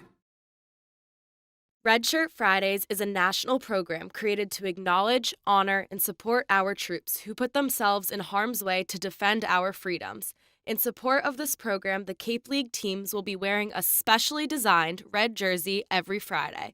This special weekly celebration of Red Shirt Fridays is sponsored by 47 Brand, HP Hood, Cape Cod Regional Transit Authority, Advanced Embroidery, and the Cape League.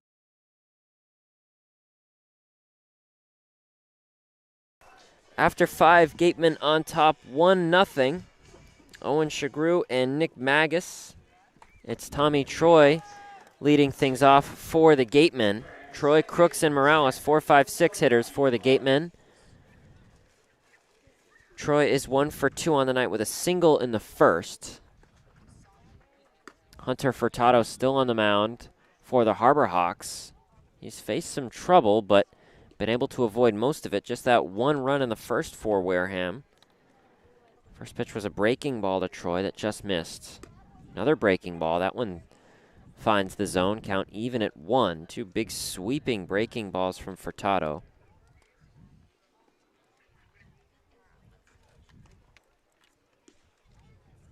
He goes back to it. Troy lines that one into right field. And he rounds first and heads back. It's another single for Tommy Troy, his second of the night. And he's now 7 for his last 12. 6 of them have been singles, 1 of them a home run. But Tommy Troy out of Los Gatos, California stays hot.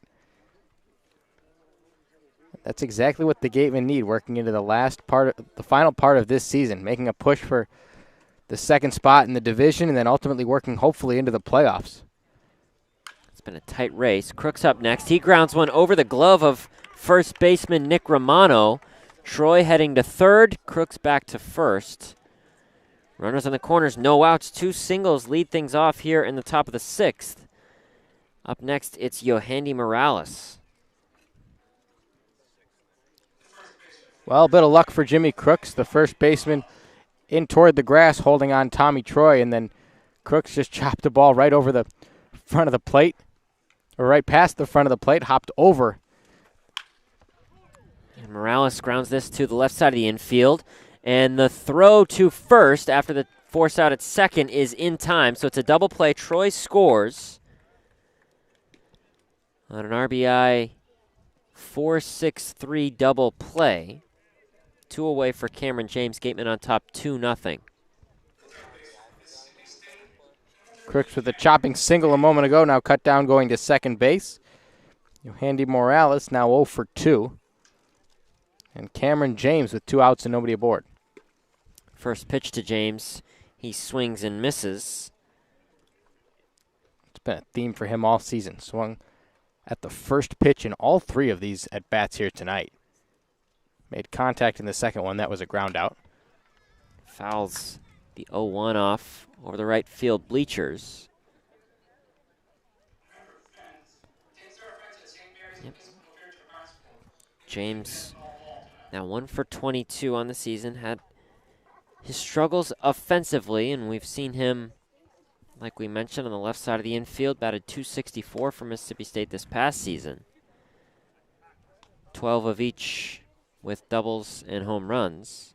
Also 20 stolen bases. As the breaking ball misses low, it's 1-2 for James. Fastball just misses outside. So the home crowd here thought that that one might have caught the outside corner. James, a top 50 draft prospect for next year's class. 2-2 from Furtado. That is just fielded off of a hop from Ryan Romano, the second baseman. And that is out number 3. So Gatemen add 1, and they lead 2-0 after 5.5 here on the Gatemen Baseball Network.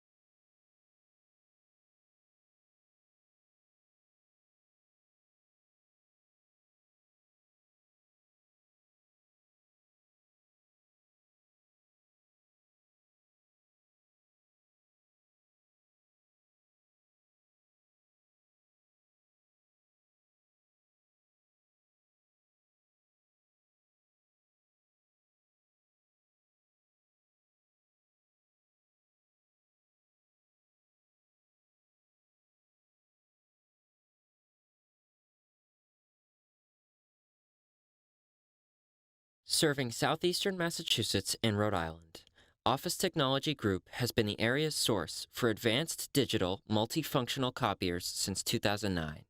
Call Office Technology Group at 508-858-5825. The Cape Cod Baseball League would like to welcome our new sponsor, Mosquito Mary's, a locally owned, family-operated business that provides all national mosquito and tick control services. Call 866-ASK-MARY or go to mosquitomarys.com. Mention the Cape Cod Baseball League and get your first treatment for only $29.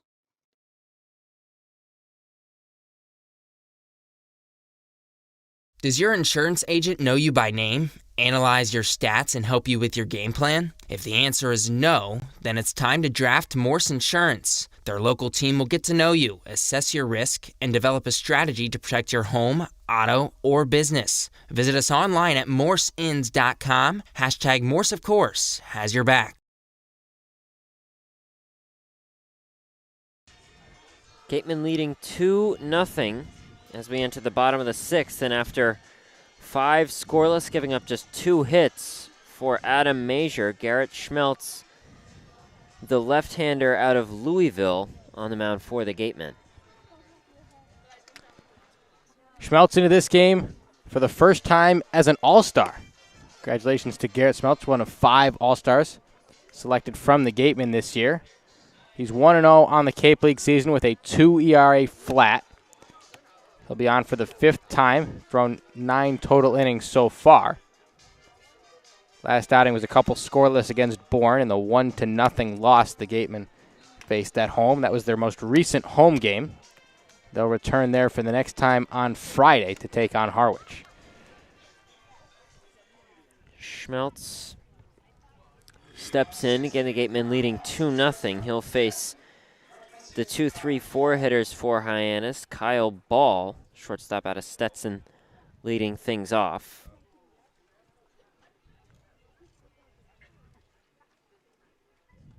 First pitch to ball. That's in there for strike one. Ball's 0 for 2 tonight, and he struck out twice, once looking and once swinging. The 0-1 misses low and outside. The Wareham game was a good bounce-back game for Schmeltz. He came in Falmouth, struck out the side, and then came out for the next inning, walked the bases loaded. 1-1 grounded foul toward the Harbor Hawks dugout. Ultimately, only 1 run scored that was charged to him. 1 earned run scored, that is, and they ultimately lost that game. The Gatemen did 5-3, but came back in Bourne through a couple scoreless and continues his all-star caliber season. And this one's lifted just foul. That one twisting left of the left field line. Gatemen in there visiting red tops and gray pants. Harbor Hawks looking a lot like the New York Mets in their white and blue pinstripe with the orange lettering. 1-2 to ball. He lifts that one into center field. Gonzalez backing up, and he makes the catch for out number 1. So ball is 0 for 3 on the night. First out of the night for Schmeltz. It's Luke Mann, the third baseman, up next for the Harbor Hawks. Schmeltz came on in relief for Adam Major, who for the 4th time this season was superb. 5 innings pitched, 2 hits and a couple walks allowed, struck out 5, and held the Harbor Hawks scoreless, which is where they stand right now. Yet another good night for Adam Major. First pitch to Luke Mann, breaking ball, just misses low and away for ball 1.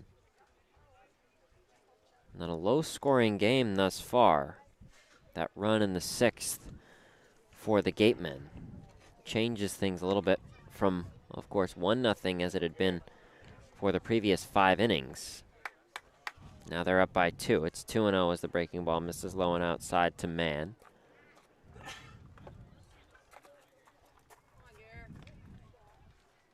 (2-0) fastball, the outside corner for strike 1.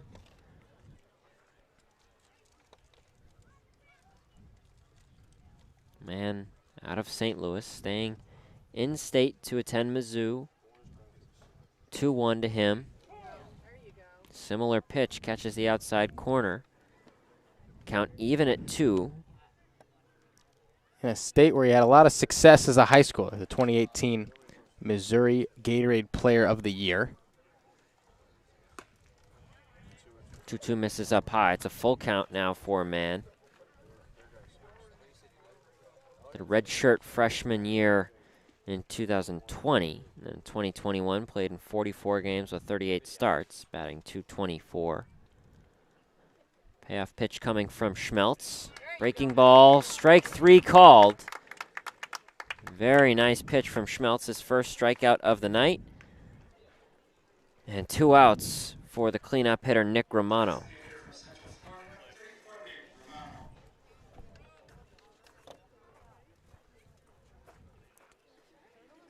Nick out of Central Florida, 0 for 1 with a walk in the 4th. First pitch misses in the dirt for ball 1. And he had a good 2020 season. What we had of the 2020 season at least, hit .315. But in 60 plate appearances this year, the numbers fell quite a bit. Hit just .114 with a home run and 4 RBI. The 1-0 is in there for strike 1, evens the count at 1 for Romano. 2 outs, nobody on, Gatemen on top 2-0 here in the bottom of the 6th. The 1-1, that's grounded foul. Schmeltz goes up 1-2 on Nick Romano. And the strikeouts have been an issue for Romano through his college career. In 2021, 20 strikeouts in 60 plate appearances.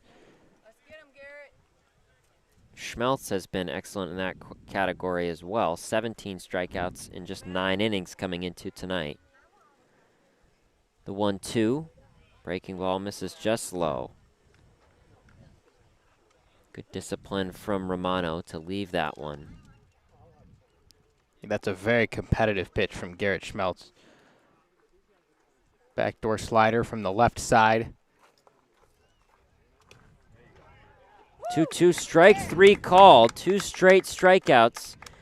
End the inning for the Gatemen. After 6, they lead 2-0 in Hyannis here on the Gatemen Baseball Network.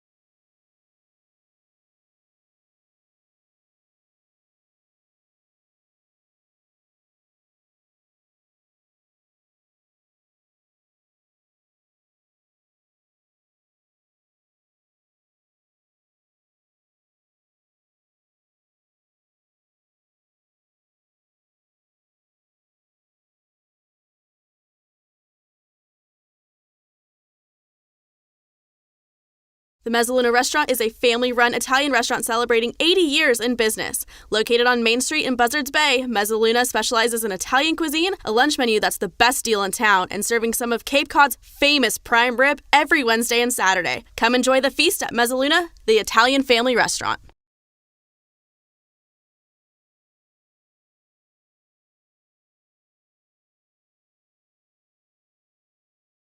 For sales and rentals of Caterpillar machinery, generators, and marine engines, visit MiltonCat.com, your area cat dealer.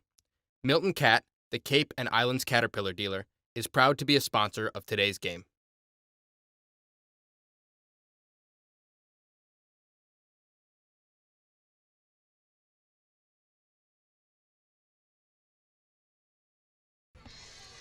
Here we go with the 7th on the Gatemen Baseball Network. Nick Magas back with you alongside Owen Sughrue. New arm on the mound for Hyannis. Comes in a 2-0 ball game in favor of the Gatemen. And it's Evan Webster out of Louisville. Yeah, teammate of Garrett Schmeltz, another left-hander. Comes into tonight with a 5.73 ERA. This is his 7th appearance. He's pitched 11 innings thus far, 12 strikeouts. Meanwhile, for Tato, who started the game for the Harbor Hawks, went his longest outing of the year, 6 innings pitched, allowed the 2 runs that are on the board for the Gatemen. It's a 2-0 game as Cade Kern stands in, took ball 1, and now pops 1 foul to even the count.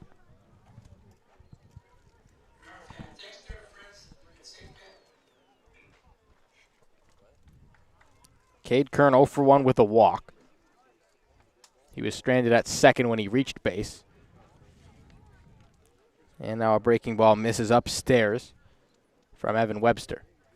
You mentioned Luke Mann was Gatorade Player of the Year in Missouri. Cade Kern was as well in Ohio State.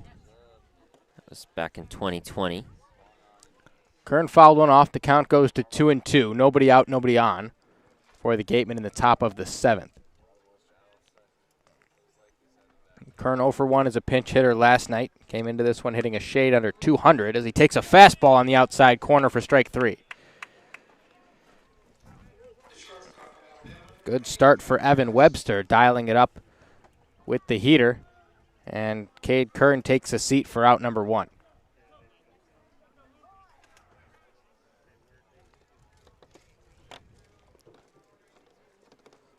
So now it's Jim Jarvis, lefty-lefty matchup. He's 0 for 2. And skies the first pitch he sees toward the third baseman, Luke Mann. Mann doesn't move an inch before recording the out. Caught that ball exactly where he started at his third base position. That one was sky high, but that was really all the difficulty there was for Mann. Like you said, Nick, just about perfect position for that one. Maybe moved 2 steps to his right. So now Mann moves off the line a little bit. Cheats in toward the grass as well with Gonzalez coming to the plate. Rest of the infield and outfield playing Gonzalez straight up as he takes a breaking ball low and away for ball 1. Tress Gonzalez 1 for 3 tonight. Single in the 5th and then was caught stealing. Spits on another breaking ball, goes ahead 0-2. Excuse me, 2-0. Gonzalez, drafted in the 37th round back in 2019 by the Los Angeles Dodgers, chose to attend Georgia Tech. He's had a successful career so far. Fastball caught the bottom of the zone. 2 balls and a strike on the leadoff man, Tres Gonzalez. He's up with 2 outs in the inning, nobody on. And he pops one over the third base dugout, not a play.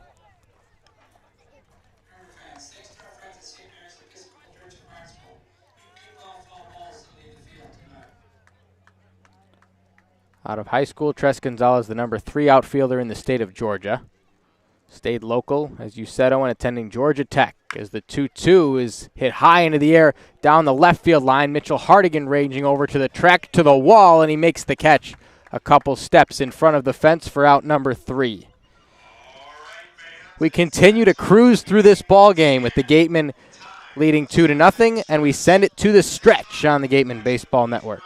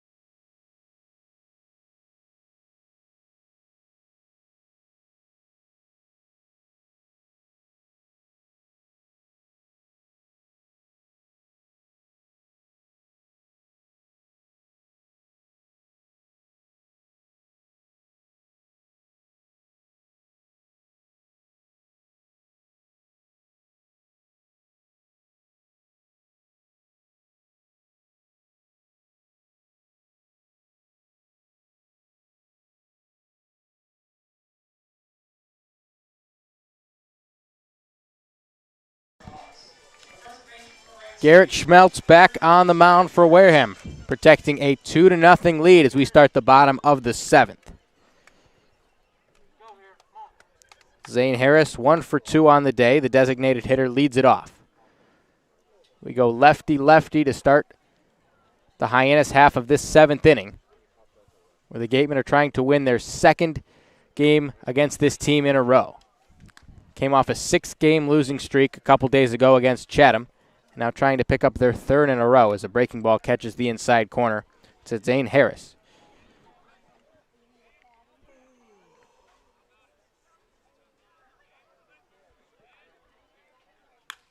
Schmeltz comes with another breaking pitch. That one's fouled off. Like you mentioned, Nick, trying to get their 2nd win in a row against Hyannis. Gatemen have been so successful against Hyannis this year, and they've struggled against Falmouth and Cotuit, and largely their games against Hyannis have been a reason why they're right there in the mix for that number 2 spot in the West. Tied for 2nd right now as that one's driven to left field and down for a base hit. Zane Harris off balance on the first 2 breaking balls from Schmeltz, but not fooled on the 3rd one. Stayed back, kept his hands inside the baseball and drove it the other way to reach base with nobody out in the inning, and Dom Johnson coming to the dish.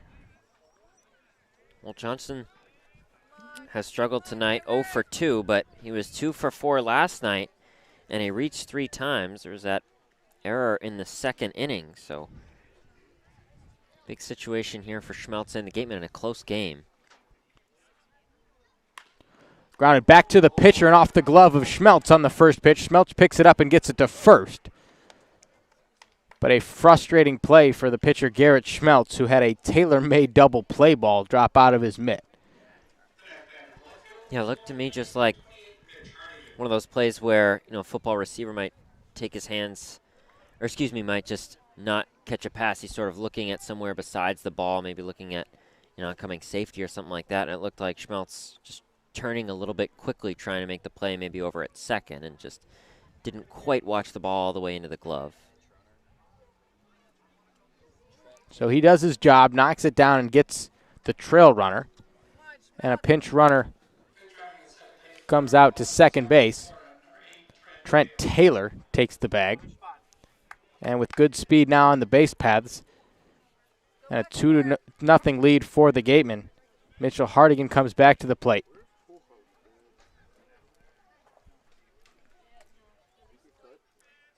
Schmeltz checks the runner.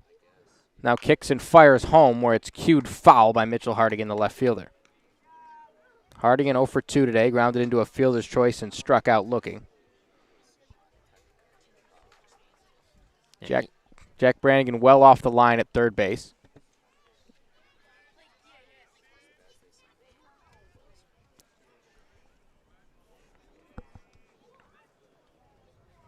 Schmeltz set at the belt. And now kicks and steps towards second base, trying to keep the runner Trent Taylor close. Taylor came in last night for Clark Elliott, both times coming in later in the game. Taylor dances off the bag and now takes off for third as the 0-1 pitch is delivered. Crooks' throw gets into left field. It hopped, skipped past Brannigan, and the run comes home. A rare defensive miscue from Jimmy Crooks, and Brannigan couldn't get a glove on it. And the pinch runner pays off for Hyannis. They cut the deficit to 2-1. Well, you're right, Nick. Crooks is so good behind the plate, and just a mistake from him there. We don't see that very often at all. And a good decision there from Hyannis. Speedy Taylor cuts the lead to 1 at a huge moment here in the 7th.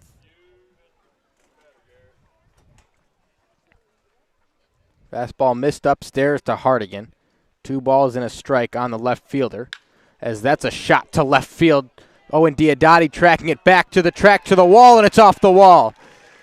Diodati picks it up in dead left field, gets it into the infield, but not before Mitchell Hardigan has extra bases standing up.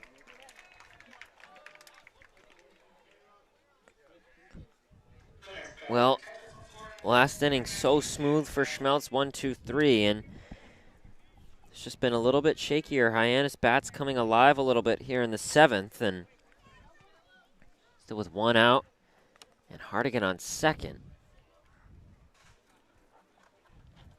So George Carleo, the pitching coach, out of the dugout for Wareham. He'll talk it over with Schmeltz and Crooks on the mound. There's a leadoff single in this inning. Trent Taylor came in to pinch run after the runner was moved over to second base. He tried to steal third and then scored on the error by Jimmy Crooks on the throw down to third base. Hardigan doubled a moment ago. He stands now at second base and represents the tying run here in the bottom of this 7th inning. I believe the first visit of the night we've seen from Carlejo. So smooth for Major and Schmeltz, too. Major went 5, gave up 2 hits and 2 walks, did not allow a run. And now with a run allowed by Schmeltz in this inning, it is unearned, but still cut the deficit in half for Hyannis, and they're threatening to tie it up here with just 1 out in the frame. Schmeltz will now pitch to the catcher Pendleton, who's 1 for 2 with a double of his own on the night, and takes a big hack, no contact, on the first offering from Schmeltz. Yeah, Pendleton looked like he wanted that one. That was a big hack. He's 1 for 2 with that double.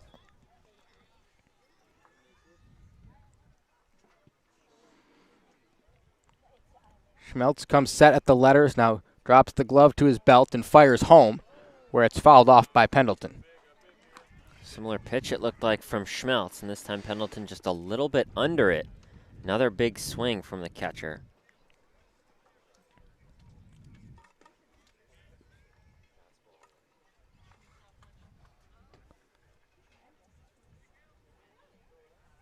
Schmeltz, the left-hander, out of Louisville.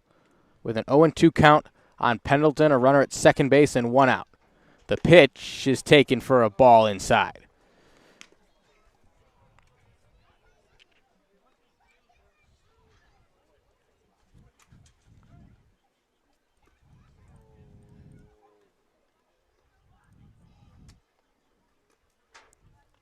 Schmeltz staring down his catcher, Jimmy Crooks. Gets his sign. And now steps over and almost balked. The Hyannis dugout wants a balk, and I have to say, Owen, I agree with them. Schmeltz tried the step-over pickoff move and ended up catching his foot on the dirt, stepping off to the side. But second base umpire got a good look at it, didn't agree with the complaints. So now the pitch from Schmeltz comes home, and it hit Pendleton in the back foot. Just a breaking ball that got away from Garrett Schmeltz, and now much like the game in Falmouth, Schmeltz clean through one and starting to unravel in his second inning of work. It's just been a little bit shaky. Clearly that last pitch on that last at bat, going back to that breaking ball, which had been very successful for him, especially in the sixth. And you just wonder if that, what looked like a balk a little bit to us and certainly to the Hyannis dugout, if that was at all in his head. It's runners on first and second now. Still just 1 out. So Ryan Romano, the 9-hitter at the plate, grounds one to the left side. Jim Jarvis cuts down the lead runner as he goes to third and gets the force with Jack Brannigan over there at the corner. Well, good decision there from Jarvis. I think it's tempting to try to end the inning, get 2.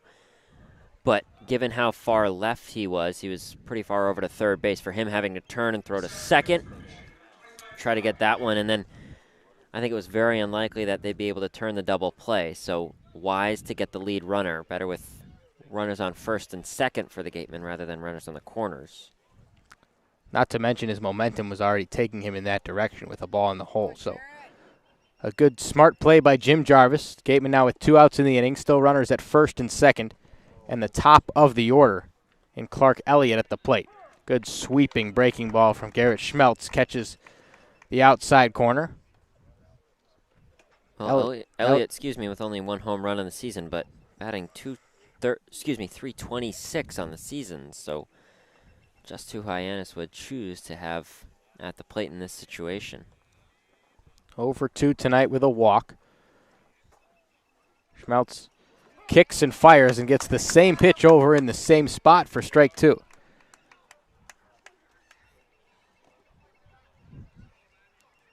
Schmeltz has really started to settle down in the latter part of this inning. Gave up a run already, it was unearned. And now after a double, a hit batsman, and a fielder's choice, he's 1 strike away from getting out of it. The leadoff man, Clark Elliott, stands in his way. The pitch, check swing, strike 3.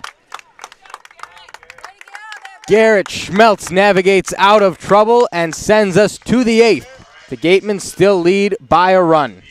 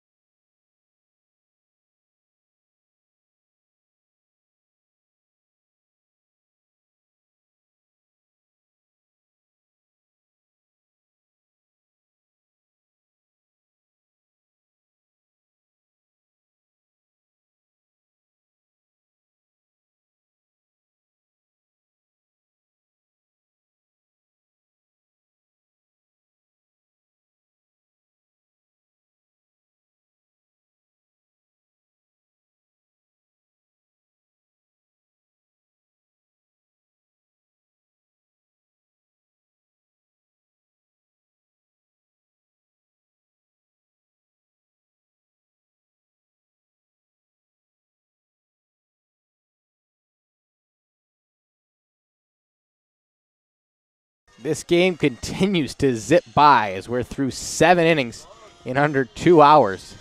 Owen Sughrue, my partner, knocks on wood, and I agree with him, as we hope the Gatemen are able to close this one out. Right now they lead 2-1, and 2 more chances for the Gatemen, 2 more chances for the Harbor Hawks. We'll start it with Wareham and Sean McLean coming to the plate.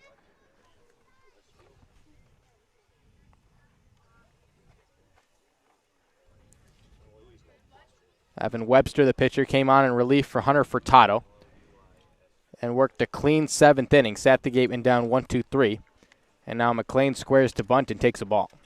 Well, you mentioned the pace of play, Nick. It has been excellent so far tonight, and starts a lot of ways, I think, Adam Major, very quick on the mound. Fastball nips the outside part. McLean back to 1-1. Facing Webster for the first time tonight. The lefty deals, and it's fouled off by McLean, 1-2. And we were talking between innings about the Savannah Bananas in there, and down in the Mid-Atlantic, and their quest for mixing baseball and entertainment. They play just about all of their games in about 2 hours. It's very rare. If it goes past 2 hours, I believe the rule is they go home. That's it. So they like to get things moving, and one of their players I just saw sign with the Nationals, so it's not like it's a joke of a league at all. They just try to make it as fun as possible, and that's part of their rationale. McLean took a couple balls, and Owen, as interesting as that sounds, I'm not sure I would be much of a fan. As the 3-2 pitch is sliced down the right field line, lands in play but foul.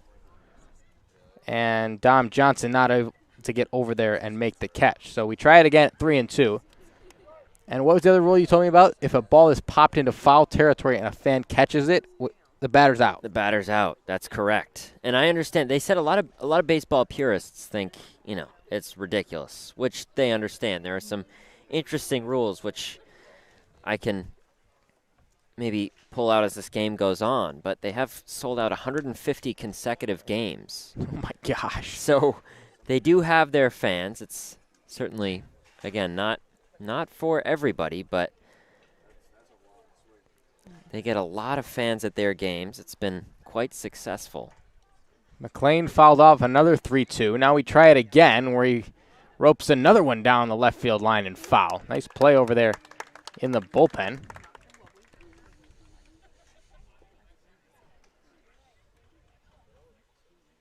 So McLean now digs in, waits for the 9th pitch of the at-bat from Evan Webster, who works out of the windup and blows it by him for strike 3.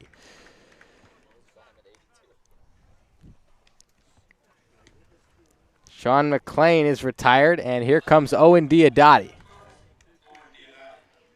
Just to read a few of these other rules, Nick, I know you'll be cringing as I read these. One rule, no stepping out of the batter's box, no bunting allowed, no mound visits allowed. And you win in innings. If you win the inning, you're awarded a point, and it's the first team to 5 points. Okay, that one I've thought about. I don't know if I like it, but I've always thought about match play baseball, inning by inning. It keeps games closer. Diodati took ball 1. Now the breaking ball catches the inside corner, evens the count at 1, and we can ring in the opening 2 pitches for the Diodati at bats as breaking balls, as they always are. And now the fastball comes. It's swung on, lifted toward the middle of the infield, and Ryan Romano chases it behind the pitcher's mound to glove it for out number 2. And Ryan Romano has been the busiest second baseman I've seen so far this season. Another catch for him in the 8th. He had some action, too, in the 6th, and he was crazy busy through the 4th. So I believe that's 8 of the outs responsible from Ryan Romano for Hyannis thus far. Meanwhile, the hottest hitter in the Gatemen lineup comes to bat. 2 for 3 tonight is Tommy Troy. Homered last night, was 1 for 5, but now back to the base hits as he sends another one back up the middle and into the gap. Tommy Troy takes a big turnaround first, and now he's going to try for second. And he's in standing up with a 2-out double for the Gatemen, his 3rd hit of the night. Well, it just continues from Tommy Troy, and we see his speed on the base pass. A couple miscues in Chatham, but makes sense that he has team leading 3 triples, and you can see there turning what for a lot of guys would be a routine single, turning that into a double. Very different look for Jimmy Crooks with Troy in scoring position and Gatemen up just by 1 here. So Jimmy Crooks with a runner in scoring position and 2 outs. The Gatemen would love an insurance run. Would imagine we'd see Hunter Skilperort in the bottom of this 8th inning. He was in the pen when Schmeltz ran into some trouble. Schmeltz got out of it, allowed just 1 run.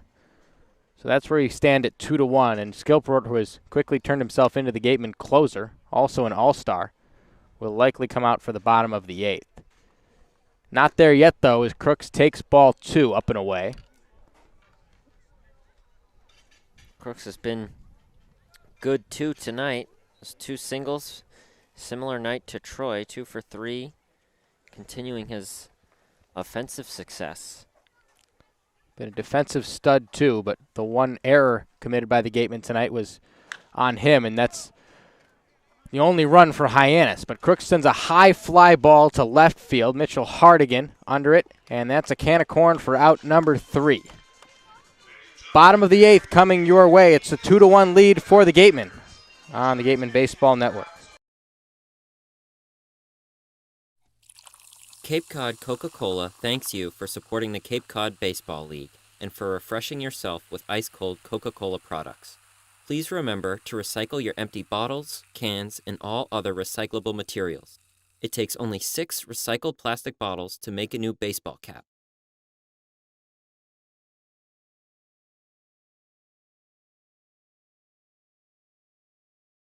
The 99 Restaurant and Pub is proud to be a sponsor of the Cape Cod Baseball League. Visit your local 99 and try their famous colossal lobster rolls. Piled high on grilled brioche and served hot buttered or with just the right amount of mayo and celery with fries and coleslaw. The 99, always the real deal.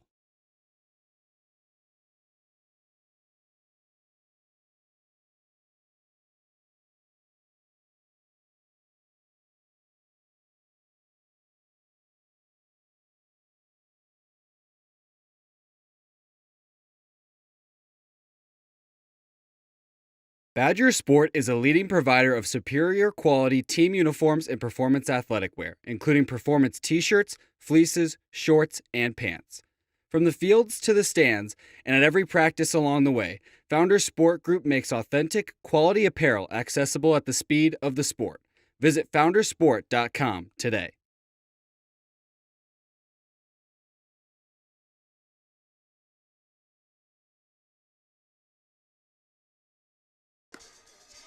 So as predicted, Hunter Skilperort on the mound and in position for a 6-out save.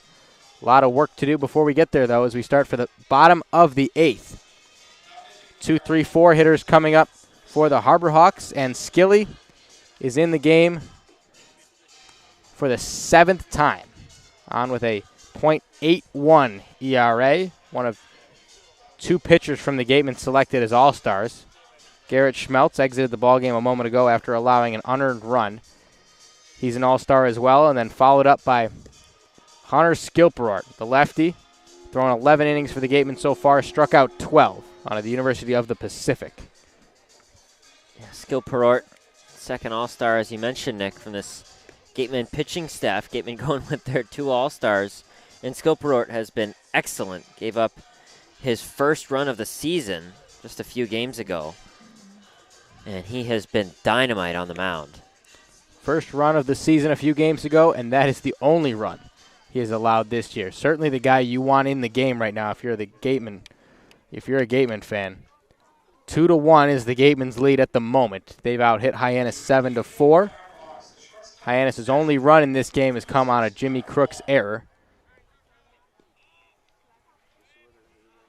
And now Skilperort will work out of the stretch. Nobody on base, and Kyle Ball in the batter's box. 0 for 3 tonight is Ball with a couple of strikeouts. And he sends a line shot into left field for a base hit. First pitch from Skilperort looked like the slider. And Kyle Ball kept his weight back, drove it to the pull side, and they're in business with nobody out in the inning. Well, it's pretty close over there from Jarvis.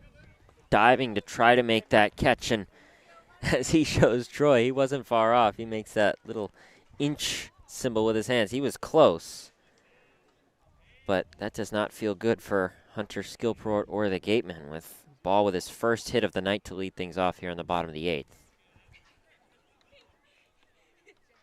So this is Luke Mann now, the 3-hitter, the third baseman tonight for Hyannis. Jack Brannigan playing on the grass at third base. This is a bunt situation, but my guess is they don't bunt Luke Mann, the 3-hitter, who's one of the best bats in this lineup. Yeah, 3 home runs, 16 RBI. I think you're right, Nick. I think they want him swinging here. Skilport sets, kicks, and fires, and that one sent high into the air to left field. Diodati tracking it back a few steps, now ranges toward the left center gap and collects it for out number 1. Well, and that's a good one to avoid for the Gatemen. Again, like we mentioned, Luke Mann with the team leading 3 home runs. So didn't quite get all of that one, and that's a good one to retire for the Gatemen. Of course, a home run threat. Gatemen lead 2-1, 1 out in the bottom of the 8th. Hyannis at the plate with a runner at first base. Now it's Romano, the batter. The lefty Skilport kicks and goes to first base. Kyle Ball singled to lead off this inning, as Yohandy Morales has a little fun with Ball at first base. Faked the throw back to Skilport, trying to get Ball to step off the bag. Todd Helton style on that. Well, Todd Helton got it to work. One of the few times I've ever seen it actually play out the way it's intended by the defense. As that time Skilport goes over, Yohandy gives it right back.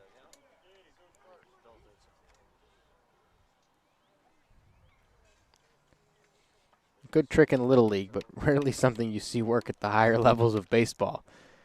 As Skilport kicks, fires, and Crooks gloves it outside the zone. Count goes 0-1 on Nick Romano. Romano 0 for 2 tonight with a walk. Out of the University of Central Florida.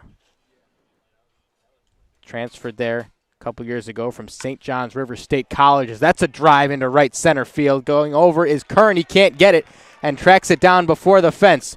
Runner will pull up at third as Romano is into second base with a stand-up 2-bagger.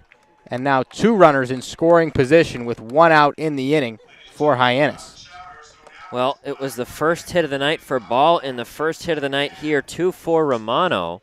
They've been quiet in the 2 and 4 spots respectively, and they've been coming alive. So now we have Kyle Ball taking home and Nick Romano moving up to third base after the double, and Don Snedden out of the dugout to figure out what happened.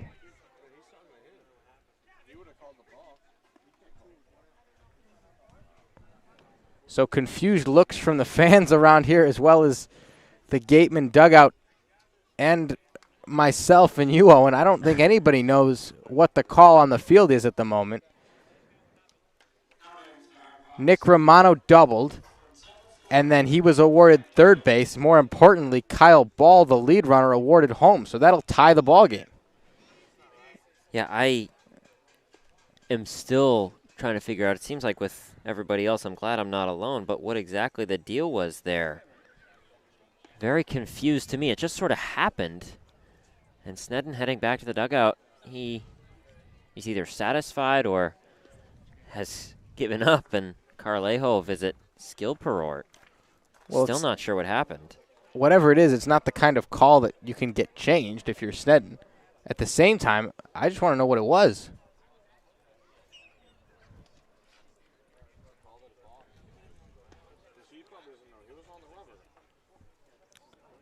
So, word is it was called a balk on Hunter Skilport, which is hard to believe considering Zane Harris, the next batter, wasn't even in the box. So normally you'd see that when a pitcher is either on the rubber or coming set or delivering a pitch. But in this case, the next batter wasn't even in the box.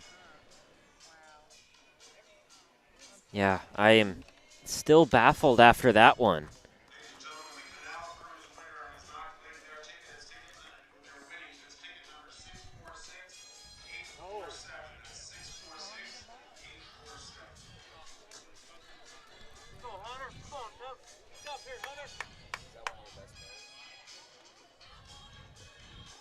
So the call on the field will stand, and Tyler Trent is now the batter. Excuse me. He's not in the box yet. He came in to pinch run for Zane Harris last inning after Harris singled.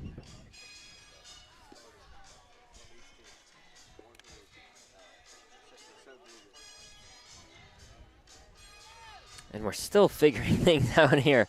We're by no means settled. Some communication between home plate umpire, third base coach. Looks like now we may have a pinch runner. Why not? Doesn't look like anything was going normally anyway, so more chaos. The pinch runner is Caden Rose out of the University of Alabama. So he now stands at third base. He's the lone base runner and also the lead run with Trent Taylor in the box. Skilperort delivers a pitch for the first time in a few minutes, and it's gloved by Brannigan on a slow roller down the third base line onto first base for out number 2, and that is a big out for the Gatemen. Well, that's pretty much ideal for the Gatemen. That one just right where it needed to be. That one, you really can't draw it up too much better if you're Wareham. That one grounded down that left field line. Brannigan had to charge it, which kept Rose at third base. And since he was still at third, Brannigan with the freedom to just fire over to first. So now 2 outs. That gets a huge out. You think that maybe a better hit ball down that toward that left field, left side of the infield might score a run, but perfect there from Brannigan. Skilperort misses outside with a fastball to Dom Johnson.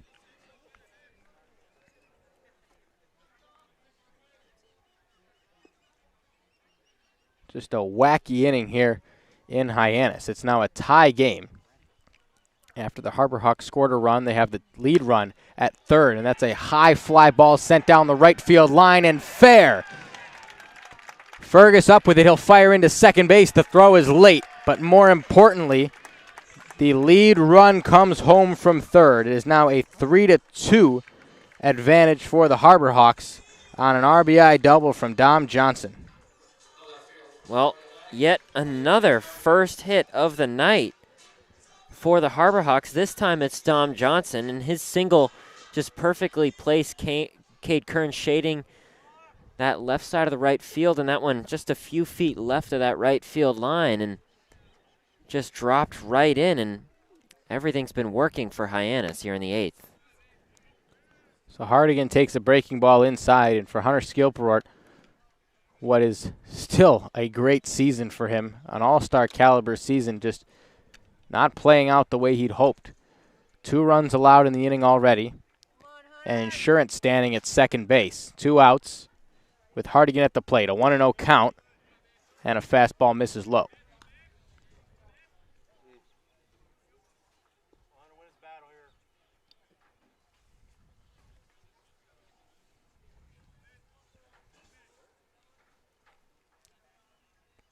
Lefty Skilperort throwing to the lefty Hardigan. The 2-0 pitch grabs the inside part. 2 balls and a strike now on Mitchell Hardigan. 3-2 lead for the Harbor Hawks. They've taken the lead this inning. Now both teams with 7 hits.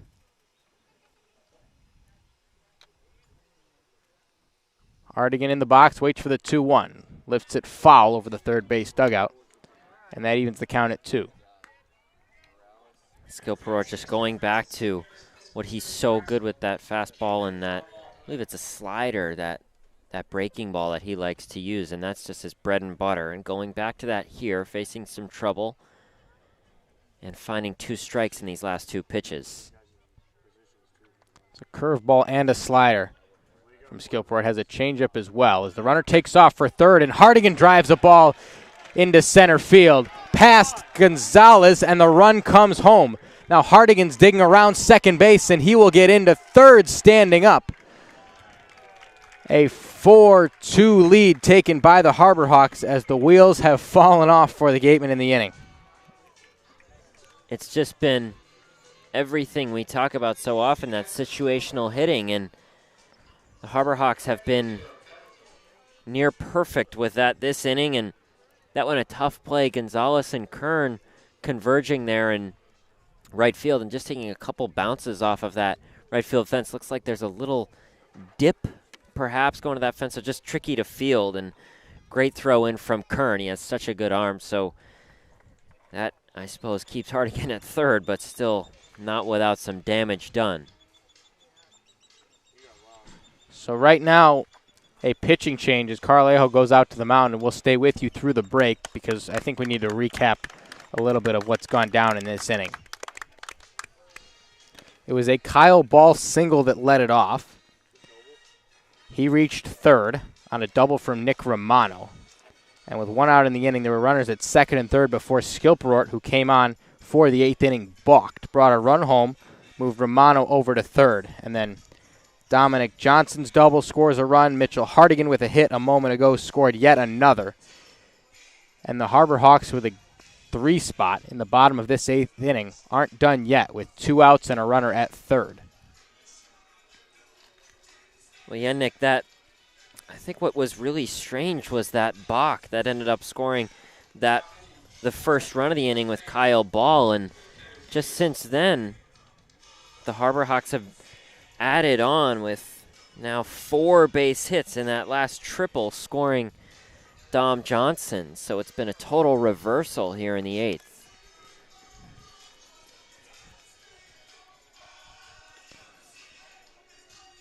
So Kevin Acey into the ball game now, the right-hander out of Monroeville, New Jersey. Yeah, this is for Acey. This is his 5th appearance of the season.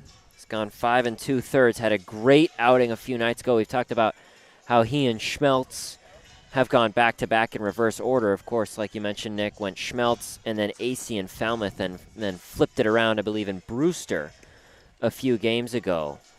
And Acey was fantastic. So he comes into tonight with a 3.18 ERA. He had a couple tough starts to his season, but he's been excellent in his past few appearances.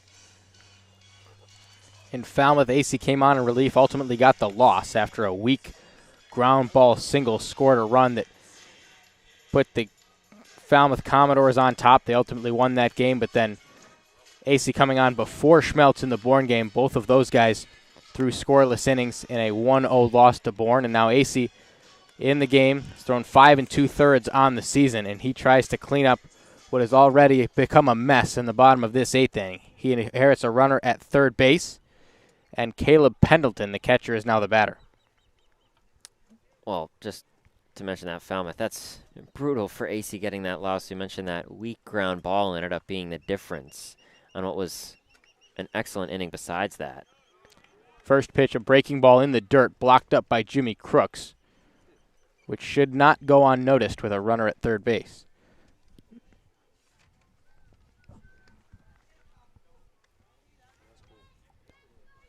Pendleton at the plate for the 4th time tonight.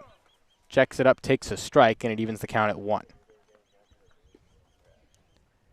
The catcher for Hyannis, 1 for 2 with a double. He was hit by a pitch in the 7th as well. And now here he is in the bottom of the 8th. The 7th batter that Hyannis has sent to the plate in the inning, as the 3rd consecutive breaking ball from Kevin Acey misses outside. The count goes to 2 balls and a strike. Yeah, good breaking ball. I thought there from Acey. Looked close on that outside corner, but just stayed outside of the right of the plate. Acey from the stretch kicks and fires and gets a breaking ball past Caleb Pendleton, and that's strike 2.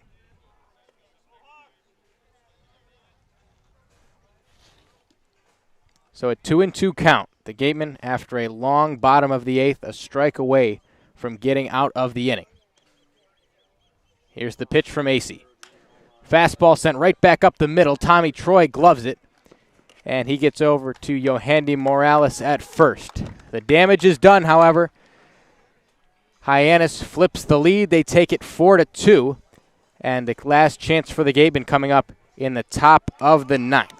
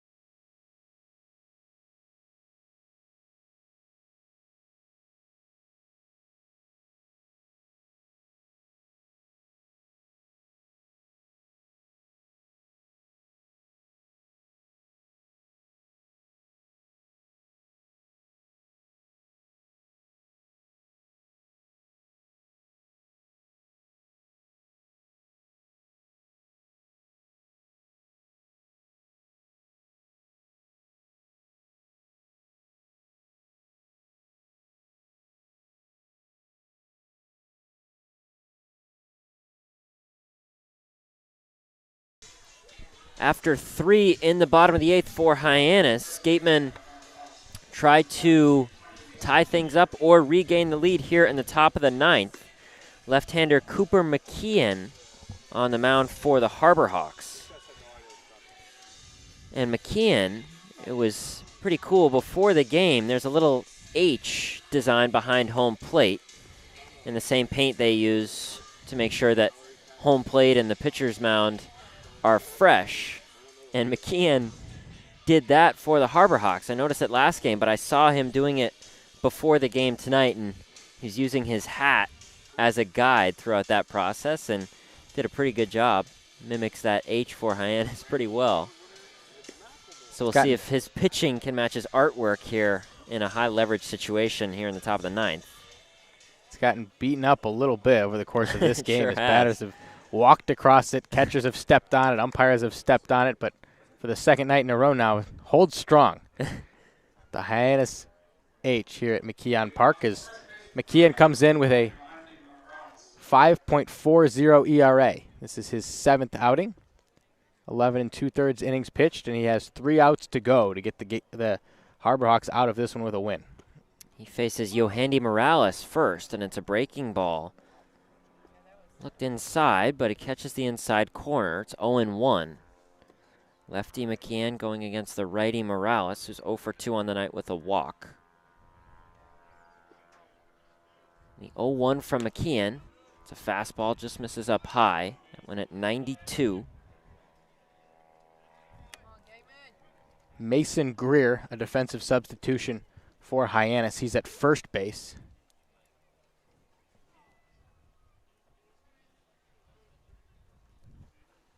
Count even at 1 for Morales.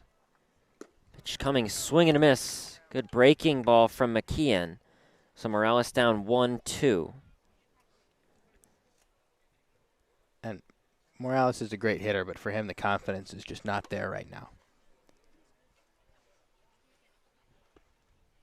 He struggled this season at the plate, 188 coming into tonight. And a mound visit from Pendleton to check in with McKeon.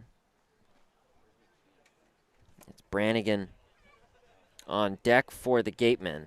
Of course, like you mentioned, Nick, a few innings ago, Brannigan over at third base for Cameron James. James was 0 for 3 on the night. So it's Brannigan up next, following Morales. 1-2 coming from McKeon. That misses low. Another breaking ball in the dirt. Morales holds his swing. Gatemen trailing 4-2 here in the top of the 9th at Hyannis after 3 runs in the bottom of the 8th for the Harbor Hawks.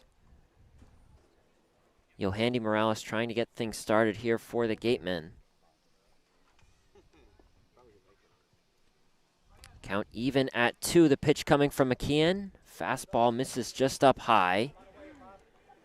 Another take from Morales. Works himself back into a full count.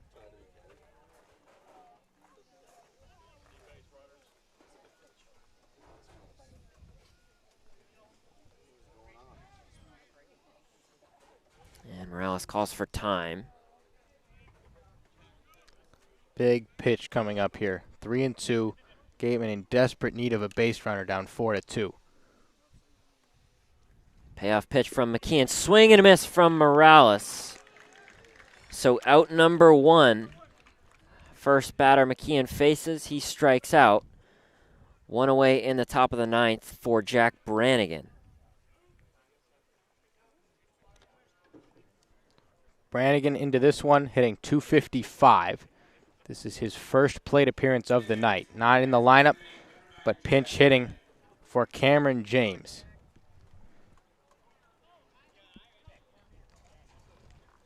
And we've seen Brannigan in the 2 spot even this season. He's been very good at the plate recently, and that pitch hits him.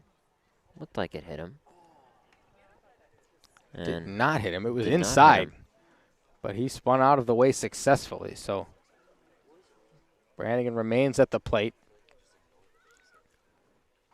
That's my apologies. My eyes and ears were playing tricks on me in that one. It's 1-0 to Brannigan.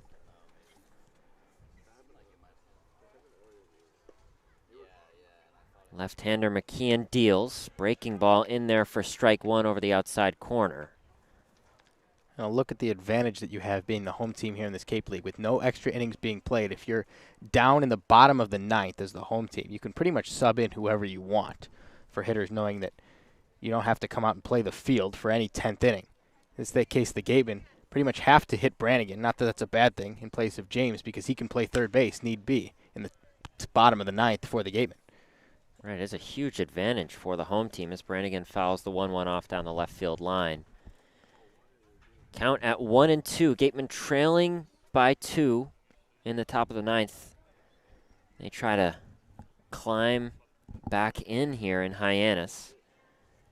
Cooper McKeon deals the 1-2. Brannigan just gets a piece of it, fouls it off. Goes behind home plate. Count remains at 1-2. We were talking about a potential pinch hitter for Yohandy Morales before the inning started, but the factor in that I didn't even consider is the Gatemen don't have anybody else really that can play first base. Kellum Clark in the dugout, he's a potential option, but the lefty batter, you want the lefty-righty matchup probably on Morales, which they had, and he ultimately struck out. And swing and a miss from Brannigan in the dirt. The throw from Pendleton to the first baseman, a little bit shaky, but in time for out number 2. Mason Greer had to make a bit of an adjustment, but and outs and out, so 2 away for Cade Kern, the right fielder out of Ohio State, trying to keep the Gatemen alive here in the top of the 9th. Kern 0 for 2 with a walk.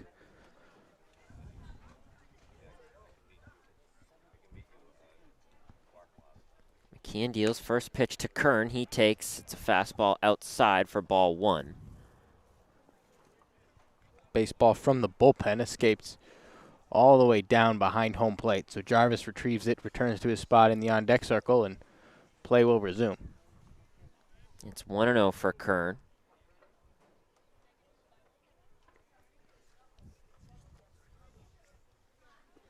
And after resetting, McKeon gets the sign from Pendleton. The 1-0. That misses inside. It's 2-0 for Kern. Kern walked in the second, up 2-0 here on McKeon.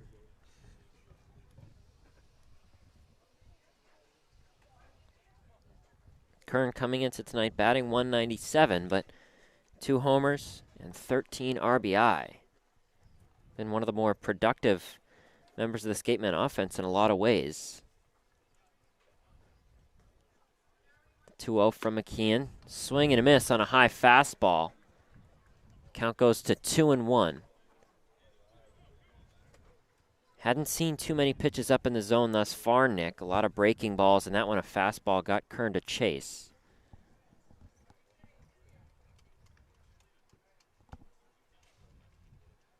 Well, a bit of a risky 2-0 pitch that McKeon executed very well. Close enough that Kern wanted to take a hack at it, but not too close that he could really do any damage with it. And while working his way back into this count at 2-1. 2-1 coming from McKeon. Another swing and a miss. That one a low fastball. it's 2-2 to Cade Kern. He's had some good plays in the field tonight. We talked about his arm. He really has a cannon over there in right field. 2-2. Pitch from McKeon. Breaking ball misses low and outside. Kern works himself back to a full count. Second full count faced by the Gatemen in this inning. McKeon struck out Yohandy Morales on a 3-2 pitch for the first out, and now in a similar situation to Cade Kern. And catcher Pendleton calls for time. Pendleton, Kern, and McKeon all reset. Payoff pitch coming, and that's grounded foul. Kern spoils a slider. He stays alive. Count still full to Kern. On deck is Jim Jarvis.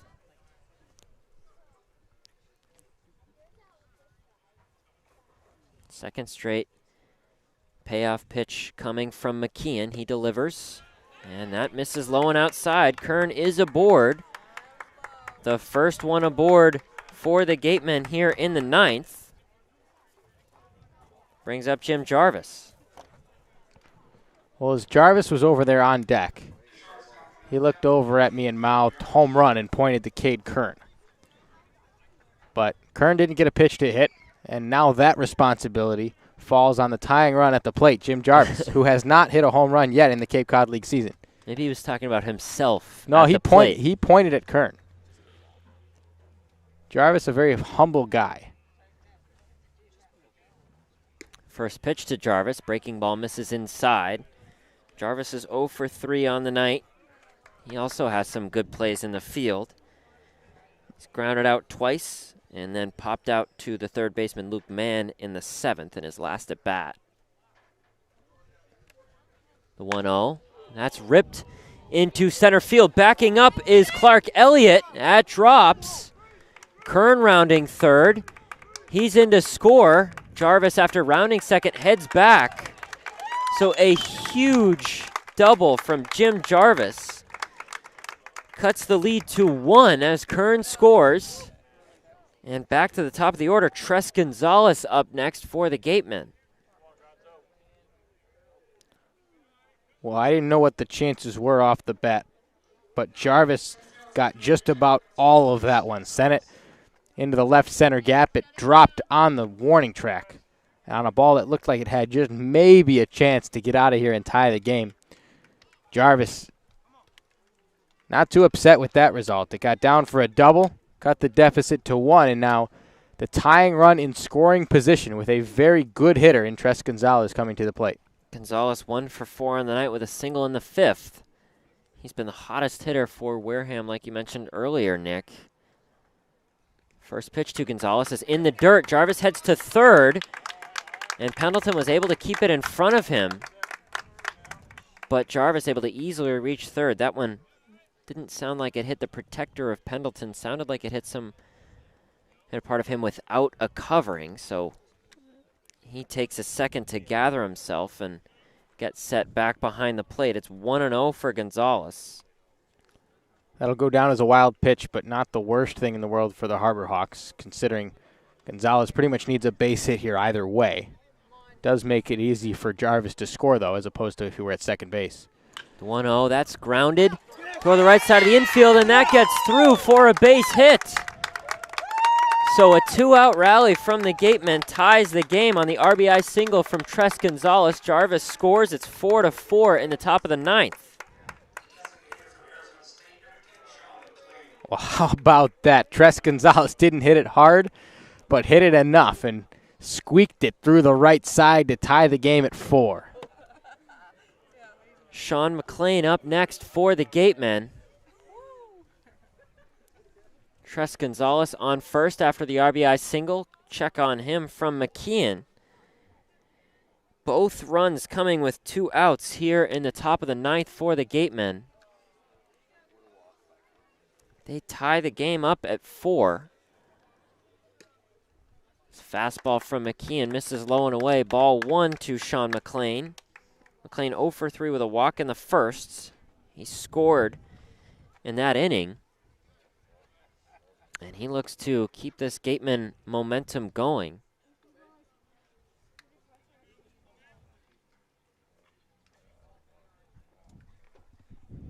McKeon, eventually Pendleton calls for time. Took a while for McKeon to get the sign he liked.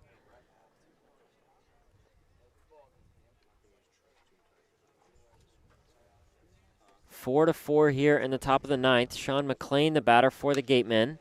Another fastball from McKeon, misses high. It's 2-0 for the DH out of Arizona State.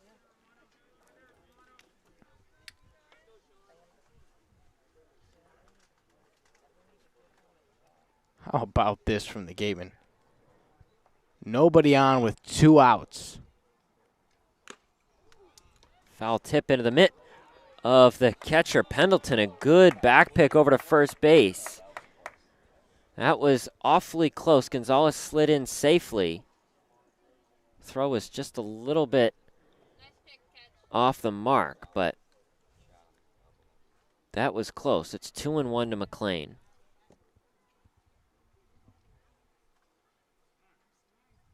And Pendleton calls for time again. For the third time.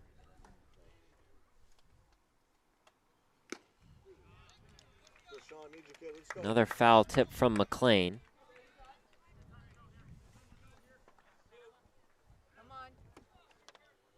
So Gonzalez on first. McLean still at the plate for the Gatemen as they have tied things up here in the top of the ninth. 2 outs, another throw from McKeon to check on Gonzalez.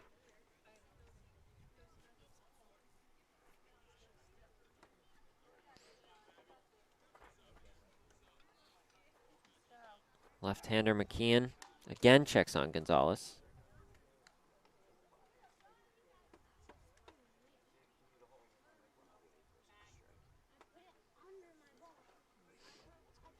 McLean trying to keep this rally going. Kern and Jarvis both scoring for the third consecutive time. McKeon checks on Gonzalez.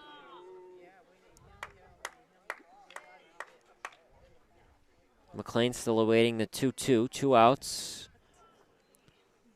This would be a potential pitch for Gonzalez to take off, and that's why you've seen McKeon go over there 3 times now. 2 strikes on McLean. 2-2 misses low. Counts full. Pendleton goes out to give the signs to his infield.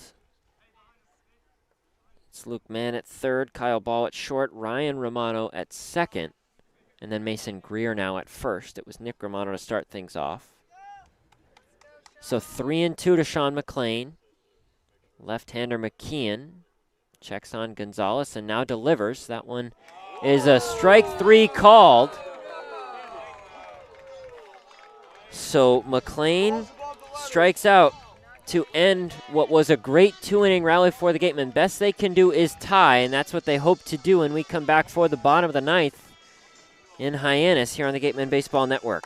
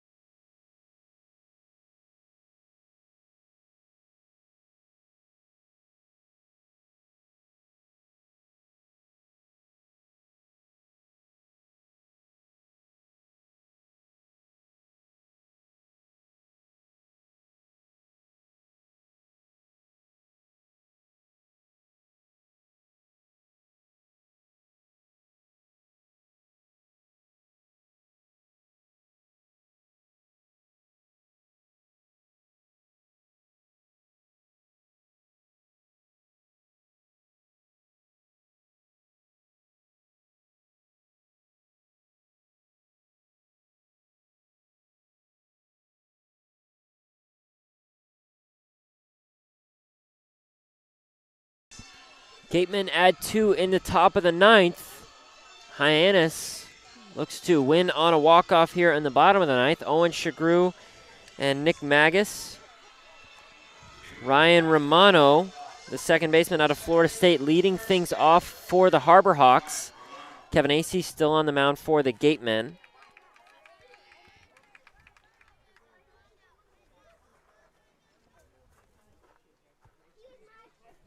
Two right-handers on the mound and at the plate. The first pitch coming from Acey. Breaking ball just misses up high.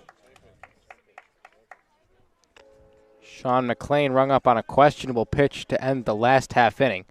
Acey's offering there was in a similar spot. And that one's ripped down the left field line. Romano rounds first. He's headed to second. And he rounds second, takes a lead, and heads back. Lead off double here for Romano and the Harbor Hawks.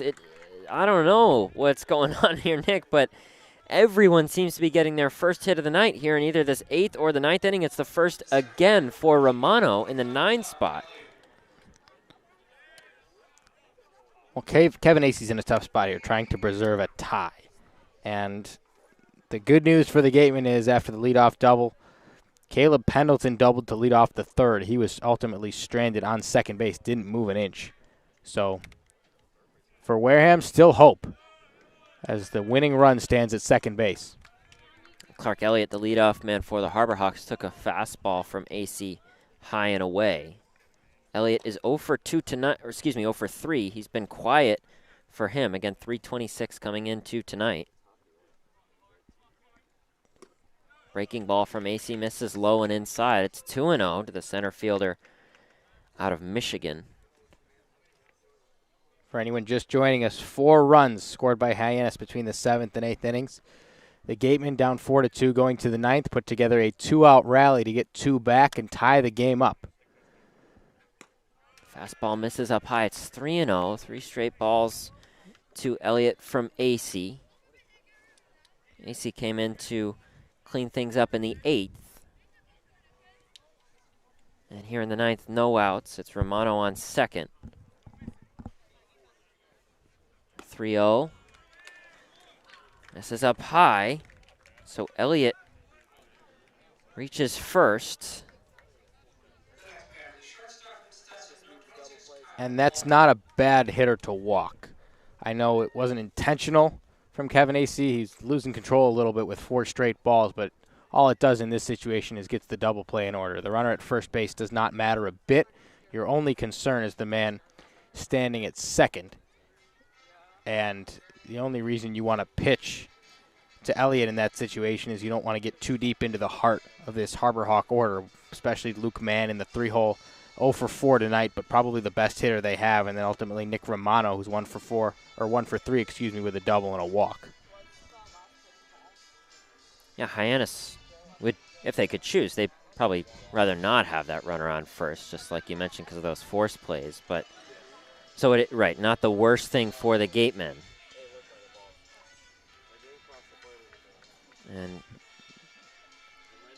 But Jimmy Crook's working with Acey there, and that was not entirely a lack of control from Acey. You're just not giving him anything to hit, trying to get him to get himself out in that situation in a setting where you're not too concerned about walking that batter.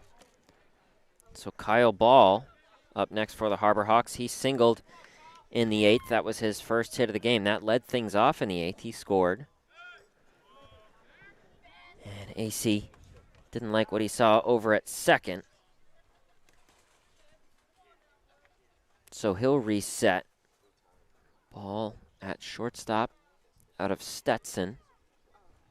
First pitch to him, breaking ball. Misses low.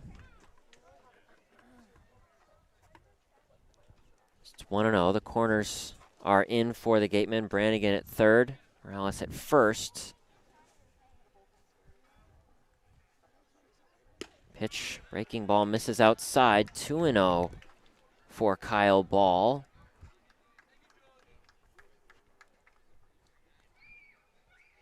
Elliott on first after drawing a walk. Romano on second after his leadoff double here in the bottom of the 9th. Still no outs. Game tied at 4 after what's been chaotic 7th, 8th, and 9 innings. Breaking ball misses low. It's 3-0 for Kyle Ball. And now 7 consecutive balls thrown from AC. The walk to Elliott, not a huge deal, but you definitely don't want to push the runners over now, and with nobody out in the inning, load the bases. Kyle Ball will be taking all the way. It'll be a fastball from AC. The fastball misses up high. So the bases are loaded. No outs. Gatemen trying to hang in here and keep this game tied. Infield is all in now with the bases loaded and no outs. Of course, run ends the game, so the throw will be to home on any ground ball. Crooks goes to have a visit with AC, tries to help him reset and scale this mountain here in the bottom of the 9th. Luke Mann in the 3 spot, 0 for 4 on the night. Batting .250 coming into tonight with 2 doubles, 3 homers, and 16 RBI. First pitch is a fastball. Just misses outside.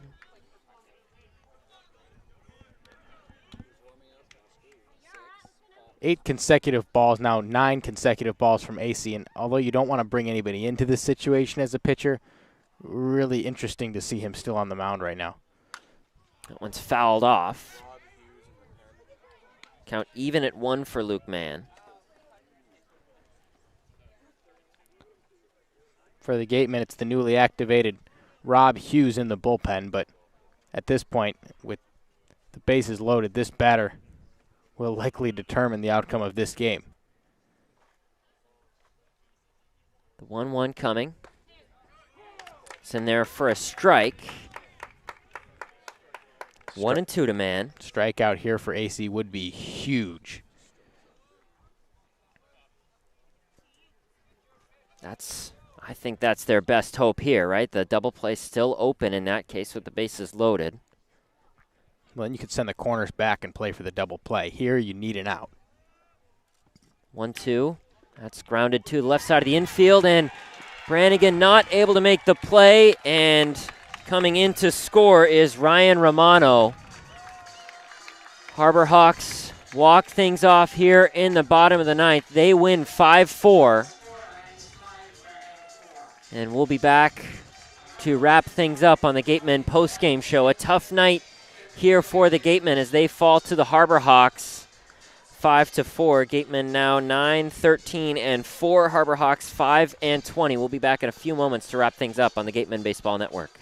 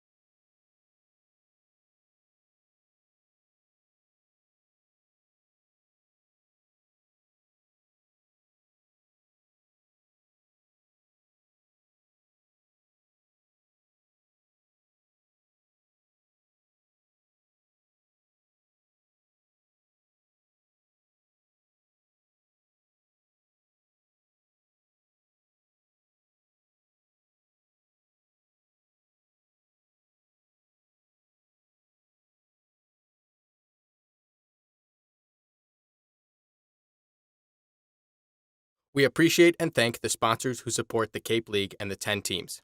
Our corporate sponsors are the financial backbone of the league. It is with their support that we are able to preserve our long-standing tradition of providing the best family entertainment here on Cape Cod. On behalf of the Wareham Gatemen, the 9 other teams, league officers, and the entire Cape League family, we would like to announce and thank our 2021 corporate sponsors. With much appreciation, we recognize The Yawkey Foundation, Curry College, Cape Cod Healthcare, the 99 Restaurants, Coca-Cola Bottling of Cape Cod, Badger Sport, 47 Brand, Cape Cod 5 Cent Savings Bank, Milton Cat, Mosquito Marys. Fairway Financial, Ocean Spray, Seaside Le Mans, Rogers Gray, Franklin Sports. Cape Destinations, Sullivan Tire, Cape Cod Times, Kinlan Grover Real Estate, Cape Cod Chamber of Commerce. Highline Cruises, Sports Picks, On Deck Sports, Barnstable Bat, Hyannis Area Chamber of Commerce. HP Hood, Sunderland Printing, Axis Bats, Quest Diagnostics, Cape Space. And of course, thank you to Major League Baseball for over 50 years of support. The Cape Cod Baseball League and the NCAA promote good sportsmanship by student athletes, coaches, and spectators. We ask for your cooperation and positive support of the participants and officials. Profanity, racial, or sexist comments or any other intimidating actions will not be tolerated. Thank you. We ask parents to keep their children off the roofs of the dugouts, away from the batting cages, and out of the bullpen areas. Please throw rubbish into the barrels and recycle the aluminum cans in special bins located around the park. Ladies and gentlemen, state law prohibits the use of any tobacco product on school property. Thanks for keeping us in compliance. Cameras and video cameras are permitted inside Spillane Field for personal photos but cannot be used to reproduce the game, players, or on-field events without the express written permission of the Wareham Gatemen. Use of camera or video equipment must not interfere with other fans' enjoyment of the game.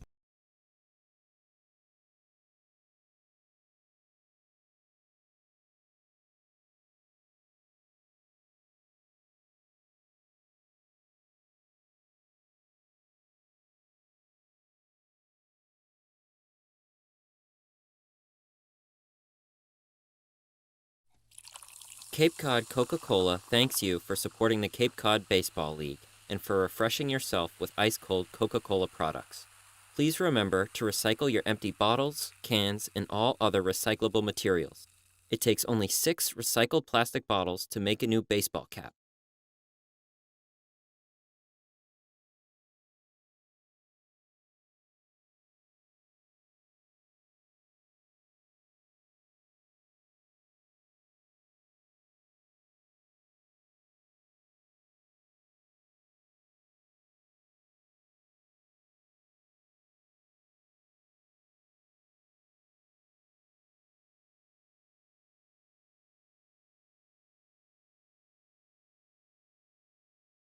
Welcome back to the Gatemen Baseball Network. Gatemen fall to the Harbor Hawks on a walk-off here in Hyannis. Ryan Romano came in to score to give the Harbor Hawks a 5-4 lead. That is our score line tonight, and it was a tough one for the Gatemen tonight, Nick. The Harbor Hawks were quiet offensively, and then everything seemed to change in the 7th inning, and then certainly the 8th and the 9th. Yes. Tough game for the Gatemen. Probably the toughest loss they've suffered so far. On the bright side, probably the most exciting game they've played so far. Held the lead for most of this one, but some missed opportunities came back to bite them. Only had a 2-0 lead going to the 7th. It was a run they scored there to cut the deficit to 1, and then 3 in the 8th. That really put the Gatemen down. They were on the ropes before 2 outs in the 9th. Cade Kern walked, and then some good offense. Tres Gonzalez, Jim Jarvis with the double. Tres Gonzalez drove in the tying run with the base hit, and the Gatemen were able to tie it up. Unfortunately, sent AC back to the mound, and that was all she wrote. Lead-off double, couple walks, and that was all that needed to happen. Jack Brannigan ended the ballgame with an error, but that really wasn't what did it in the final inning.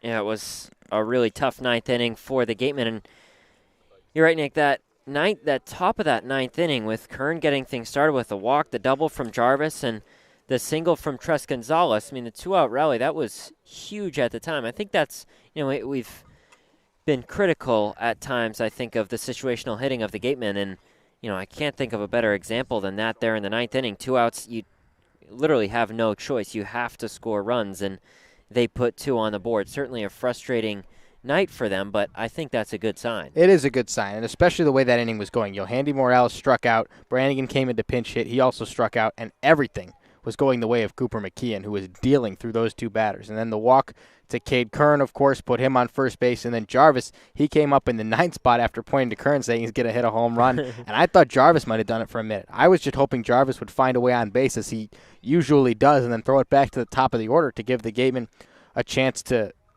tie it, take the lead maybe, and Jarvis rips a ball into the left center field gap, puts runners at second and third. Actually, that scored Kern, so he took third on that, and Tres Gonzalez's base hit ultimately scored him. So, you know, they put the whole thing together with 2 outs. Kern, Jarvis, Gonzalez, situational hitting from all 3 of them, and unfortunately, Sean McLean couldn't keep anything going when he struck out for the 3rd time, and a very uncharacteristic tough night for McLean. Yeah, Jarvis looking for his first home run of the season, almost got it. Instead, added his team-leading 6th double. So certainly not the night the Gatemen would have wanted. Of course, there were some positives. Ends in a tough bottom of the 9th inning with the Harbor Hawks walking things off with Ryan Romano coming in to score. 5-4 is our final here in Hyannis for our entire crew. Owen Sughrue, Nick Magas, Harrison Eaton, and Jack Sadegan. Thank you for listening. And the Gatemen are off tomorrow night, back home on Friday. Movie night at Spillane tomorrow night. And that's at 7 o'clock, showing The Sandlot. And back at home on Friday night against Harwich. So the Gatemen look to add another win on Friday. And until then, enjoy the night off tomorrow. And we'll be back on Friday, back at Spillane on the Gatemen Baseball Network.